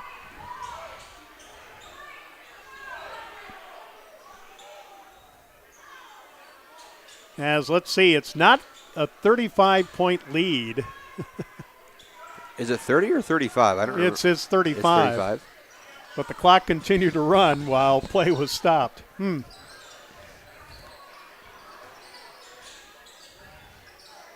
Here's Alec Austin in the right corner. Great pass inside. Short shot no good by Logan Reuter. Trying to get the rebound. And the foul on Braden Atchison, his third, fourth team of the quarter. Substitutes in for Canistota. Inside it goes to Alec Austin. Left corner three by Tucker Martz is good. Tucker with his second three. That is 6 threes in the game, 47-14. 97 seconds left to go, third quarter. Here trying to keep control of the ball, Eric Hansen throws it away. Here's a pass, a kick out to Logan Reuter. Tried to get it to Ethan Bobzine. Knocked off the floor on a hustle play by Carter Becker of the Hawks. Yeah, they're stretching that clock out. Yeah, they are.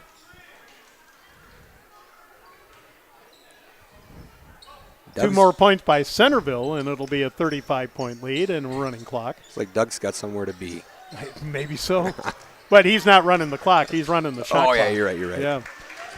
Ball off the floor. Centerville will play it in with under a minute to go in the third. 47-14, Centerville. So maybe a local adjustment on a running clock. Here is Corbin Topel for three, and it's good. And now it's officially a running clock. Corbin Topel with the fourth three this quarter by Centerville, and it's 50-14. Ethan Bobzine will get a touch pass and score a layup. He's got 8, 52-14, with 25 seconds left to go in the third, so we will have a running clock in the fourth quarter. Now if the lead goes under 20, anytime there's a running clock, and a foul on Ethan Bobzine, his second, third team, or is it fourth team? Fourth team this quarter. 4 seconds. And the ball stolen away. Shot at the buzzer, no good. After 3, Centerville 52 and Canistota with 14. Back with the fourth quarter in running time after this on Centerville Tornadoes Live. When life gets hard and our thoughts get too much to bear, finding the resiliency within us can help us find healing. The 988 Suicide and Crisis Lifeline provides 24/7 free support for anyone in suicidal distress or emotional crisis. All texts and calls are anonymous and connect you to local resources that uphold cultural values and pave the way to healing. Find the strength within you. Find the strength within our culture. Reach out if you need help today.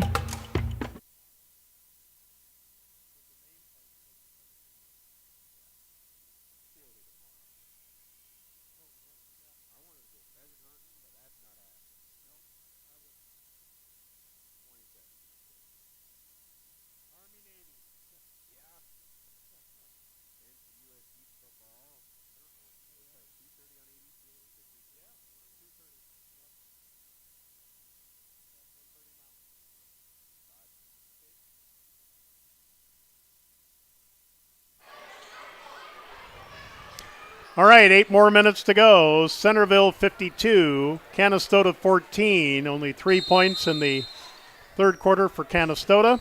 15 for Centerville, and 4 of the 5 field goals that Centerville had in the third quarter were threes. So Canistota will start with the ball, and almost a steal, but knocking it out of bounds was Zach Childress. I get the feeling that we're just going to see reserves for Centerville here in the fourth quarter. The Centerville starting 5 and their 5 reserves have done a great job of offensive balance in this game, and here's a foul on Zach Childress. That is his first of this quarter. I think that might be a good thing for both of these two teams too, for Canistota to get some, valuable first game of the year minutes, and for Centerville's second guys, if you will, off the bench to get some time. Centerville has Canistota has Freeman next Thursday. Here's a shot in the lane by Jackson Westra that was rejected. Somebody got his arm or his body, and that foul will be on Caleb Schroeder. That's his first this quarter. And at the line, Jackson Westra, who had a second quarter bucket.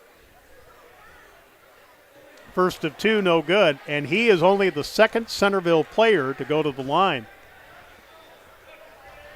And I think we had that instance in the girls' game in the second half. Alec Austin's been to the line, no? Yeah. Yeah, but second one by Jackson is good. Only the second make for Centerville tonight, 53-14, 6:45 to go. And a jump ball or a foul? Jump ball. It'll go back to Canistota with 6:30 to go in running time. Pass out front to Carter Becker near midcourt. Right side to Miles Heinsman. Heinsman is fouled by Zach Childress. Zach Childress with his second team this quarter. Again, we're in running time. Again, 35 points or more, either at halftime or in the second half. Carter Becker has it knocked away. Canistota gets it back, and here's a foul as Caleb Schroeder was going to the basket for the Hawks. And here comes a line change for Centerville. The foul on Bo Eide, his third of the quarter. Caleb Schroeder, 1 out of 2 from the line for his only point, shooting 2, and the first of 2 is short. And let's see. Tegan Bertrand-Stever, who played in the first half, is in. Jackson Bertrand-Stever is in. And I believe second free throw won't go. Battle for the rebound. Corbin Topol is pushed off the floor. Foul on Canistota. And that foul on Becker, which is his first, second team of the quarter. 5:23 left to go in running time. So I believe Luke Peterson is the only varsity player. And he's not even on the bench. I looked. No, he's not. Yeah, he's not. Okay. Maybe he played a lot in the JV game. I think you're allowed 7 quarters in a game now? Yeah, I didn't even see him warm up, though, so I don't know. No, okay. A 3 no good by Tucker Martz. Ball off the floor. Centerville will play it in with under 5 minutes to go in running time. 53-14 Centerville. So Centerville is cruising to a season-opening victory. Canistota will go to 0-1. And they've got Freeman. Ooh. Here it goes inside to Alec Austin, who missed 2 bunnies underneath. Canistota with the rebound. Back the other way. Peyton Atchison with a 3, and it's too strong.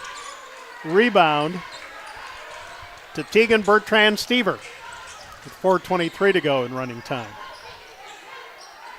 Alec Austin, right corner. Austin gets it back in the corner. Now to Corbin Topol.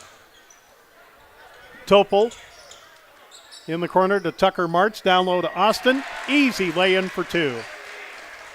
Alec Austin with 13 to lead the Tornadoes.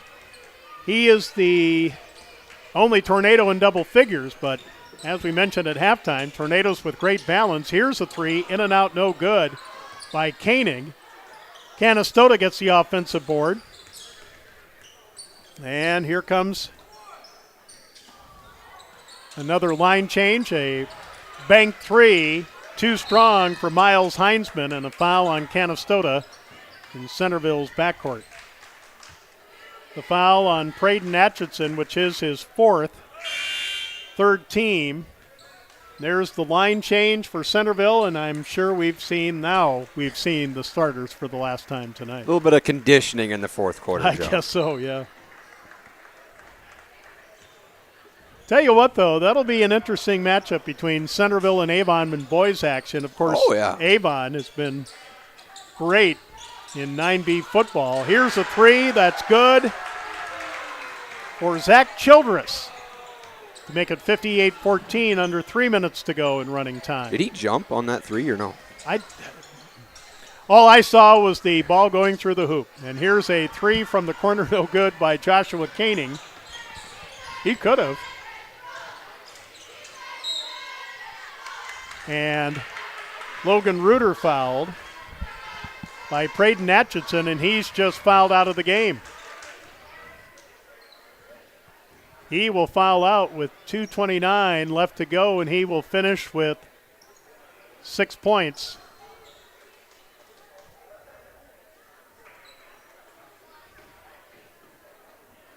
So Jackson Pitts will come in, and Atchison, who had the only 3 points in the first quarter for Canistota, fouls out with 2:29 to go. And Centerville will throw it away with 2:25 to go.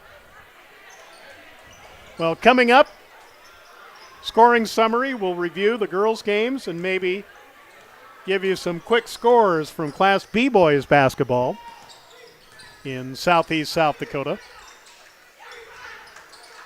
We'll go over the girls' game and some Southeast South Dakota girls' scores.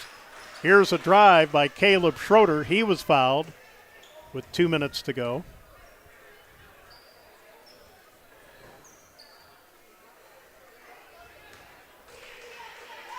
The foul on Jackson Westra, his second, 4th of the quarter.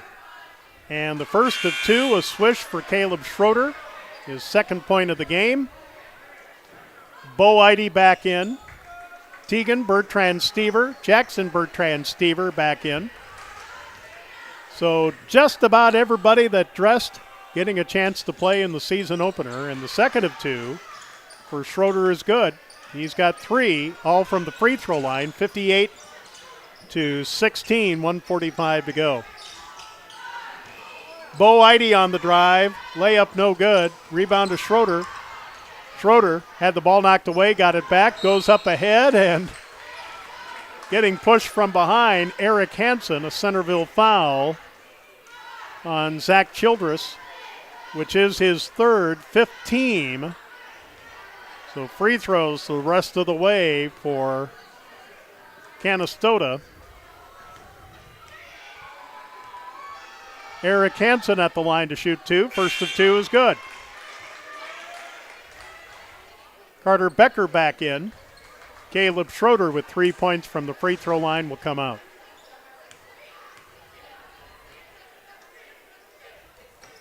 Second free throw short. Rebound to Becker. Becker lost the ball, but last touched by Jackson Bertrand-Stever of Centerville. 1:15 left to go in running time, 58-17 Centerville.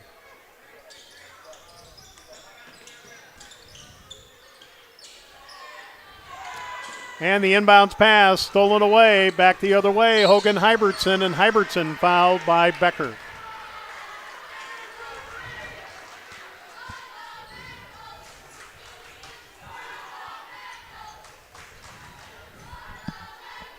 So Carter Becker with his second, 4th team, or is it 5th team? 5th team. So Centerville at the line for the rest of the game. And the first of 2 for Hogan Hybertson is good.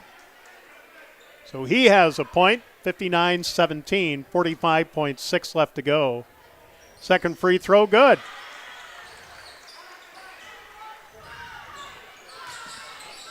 Back the other way, Joshua Koenig for Canistota to Eric Hansen. Hansen dribbles it off, tries to save it, but he slides out of bounds. It'll belong to Centerville with 25 seconds remaining, and the shot clock is off. Centerville will go to 1-0, Canistota 0-1. Again, Canistota's got Freeman next Thursday. Centerville will have Avon here at home next Thursday in a doubleheader with the girls here on Live Ticket TV. In the front court, Bo Eide will dribble it out, and the final score will read Centerville 60 and Canistota 17. Centerville 1-0, Canistota 0-1. We'll be back to wrap things up on this doubleheader. The home openers for the Centerville girls and boys, also the season opener for the Centerville boys. We'll do that after this on Centerville Tornadoes Live.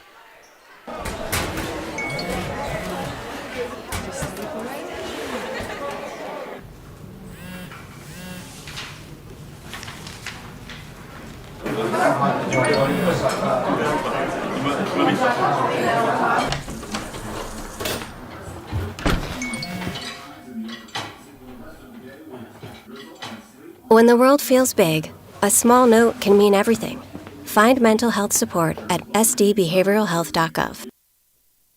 Central Farmers Cooperative, Fremar LLC, is an agriculture-based company that provides products, services, and market access in the areas of agronomy, feed, grain, and petroleum. Whether it is their agronomy team helping with production, the grain team assisting in developing a marketing plan, or many other services the Central Farmers Co-op and Fremar offer, they look forward to servicing and personalizing their patrons' farming operations. With locations across southeast South Dakota for your farming purposes, make it Central Farmers Co-op and Fremar. Could you use some extra cash? Every Thursday night, we're hosting Chase the Pink Ace with a large jackpot and growing jackpot. I'm RF Bowie, the founder of Team Bowie Cares. 100% of the profits go to local cancer patients fighting their fight. You can get your tickets at any business inside Al's Oasis or online at ChaseThePinkAce.org. Drawing is held every Thursday night at 8:08 p.m. at the Last Chance Saloon inside Al's Oasis. Thanks for caring. College is where ideas come to life, where you'll find your pack. And at Northern State University, you'll lead the pack. It's part of the Northern Experience, right here in Aberdeen, South Dakota. This is where the next generation of leaders thrive, through world-class facilities, hands-on experiences, and generous scholarship opportunities to impact every part of who you're meant to be. Don't just earn a degree, shape your future and experience Northern.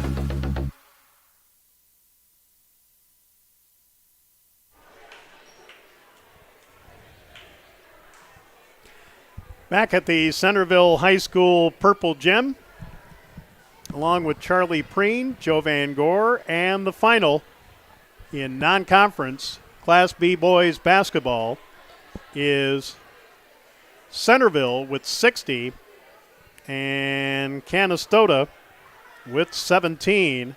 Again, Centerville will go to 1-0. Canistota is 0-1.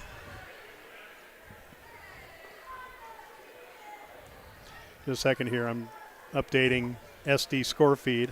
Because you're a nice guy, Joe. Because you're a great guy. I'm a hell of a guy. No, I'm sorry. Shouldn't say that. All right. Here, first of all, not FCC regulated here, so we're good. Oh, that's true. Yeah, that's right. Yeah, but these are family streams, so yeah, we don't want to give you the wrong idea that we can just do what we want or say what we want. But after one, Centerville led 13-3 at halftime, 37-11 after 3, 52-14, and again the final 60-17. Here's the scoring summary of the game for Canistota. 4 out of their 5 starters scored, 2 off the bench. Braden Atchison ended up leading the Hawks with 6 points before he fouled out with 2:29 to go. Caleb Schroeder with 3 points. Carter Becker, Miles Heinzman, each with 2. Dane Krenke, who again was wearing a knee brace, fell down a couple times and just couldn't go anymore, and probably to the good. Hopefully he'll be ready to go as the Hawks will take on Freeman next week. He didn't score. Off the bench, Jackson Pitts with a 3. Eric Hansen with a free throw. Joshua Koenig played but didn't score. Canistota, 4 field goals, one of those a three-pointer by Jackson Pitts. They were 8 of 16 from the free throw line. For Centerville, all 5 starters score, 4 off the bench, 1 in double figures, but Centerville had great balance tonight. Alec Austin led the way with 13. Among the starters, Corbin Topel with 9 points, Ethan Bobzine 8, Logan Reuter with 7, and Tucker Martz with 6. Off the bench, Bo Eide had a couple steals and a couple buckets, ended up with 9. 3 apiece for Zach Childress and Jackson Westra. Hogan Hybertson with 2. Lane Reuter, Tegan Bertrand-Stever, and Jackson Bertrand-Stever played for Centerville but didn't score. Tornadoes with 24 field goals, 8 of those three-pointers. 1 by Corbin Topel, 2 by Alec Austin, 2 by Tucker Martz, 1 by Logan Reuter, 1 by Bo Eide, and 1 by Zach Childress. Centerville 4 out of 10 from the free throw line. But again, the final, Centerville 60 and Canistota 17. In the girls' game, it was Canistota with an early 3-0 lead. The Centerville girls didn't score for almost the first half of the first quarter, but once they got going on their way to a 56-23 victory. For Centerville now 2-0. Brea Austin with 17, Izzy Eide with 14. Brea had 5 threes in the game, Izzy Eide with 2. And Canistota, now 0-1, was led by Ellie Becker with 9 points. And in the JV girls game, Centerville 38, Canistota 17. In the JV boys game, Centerville 54 and Canistota 16. Again, the Canistota girls will host Coleman Egan Next Tuesday at home, the Canistota boys will get Class B ranked Freeman at home coming up next Thursday. Next for the Centerville Tornadoes, a doubleheader with the Avon Pirates in their first Great Plains Conference doubleheader. The girls' game at 6:15, the boys at 7:45 here on Centerville Tornadoes Live. And let's wrap it up here with a little. Okay, got that. All right, let's go Class B boys from the area. First of all, Sioux Falls Lutheran, who had a good football season, losing to Avon in the 9B playoffs, fell to Vermilion 67-34. Let's see, Bridgewater Emory over Corsica Stickney 57-40. Viborg Hurley leads Freeman at the Hurley Middle School 58-53, under a minute to go in that one. After 3, Irene Wakanda 43, Bonham 26. Del Rapids St. Mary's, or St. Mary's as they've rebranded, they lead Howard 29-26, 6 minutes to go in the third quarter. Tri-Valley leads Parkston 16-12 at the end of the first quarter. Now, Class B girls scorers from the area, Gayville Vollen. Watch out for them. I mean, they've had great success in volleyball the past few seasons, and they've got all those gals playing volleyball, playing girls basketball. They beat Alcester Hudson 48-33. St. Mary's over Howard 52-37. Parkston over Tri-Valley 46-29. Freeman over Viborg Hurley 53-20. Irene Wakanda over Bonham 59-23. And that should just about do it for that. Charlie, big thanks for coming up. Safe travels. Yeah. Home. You as well. Yep. And we'll hope to see you on down the line again, my friend. Oh, yeah. We'll be back. Okay. It's going to be a fun season here. Looking forward to it. You bet. All right. Again, Centerville sweeps a doubleheader with Canistota. Again in the girls' game, Centerville 56, Canistota 23, Centerville 2-0, Canistota 0-1. And in the boys' game, Centerville goes to 1-0 with a 60-17 win over Canistota. Canistota now 0-1 on the season. For Charlie Preen and our sponsors, Joe Van Gore, this has been a presentation of Centerville Tornadoes Live on Live Ticket TV. Good night from the Purple Gym at Centerville High School.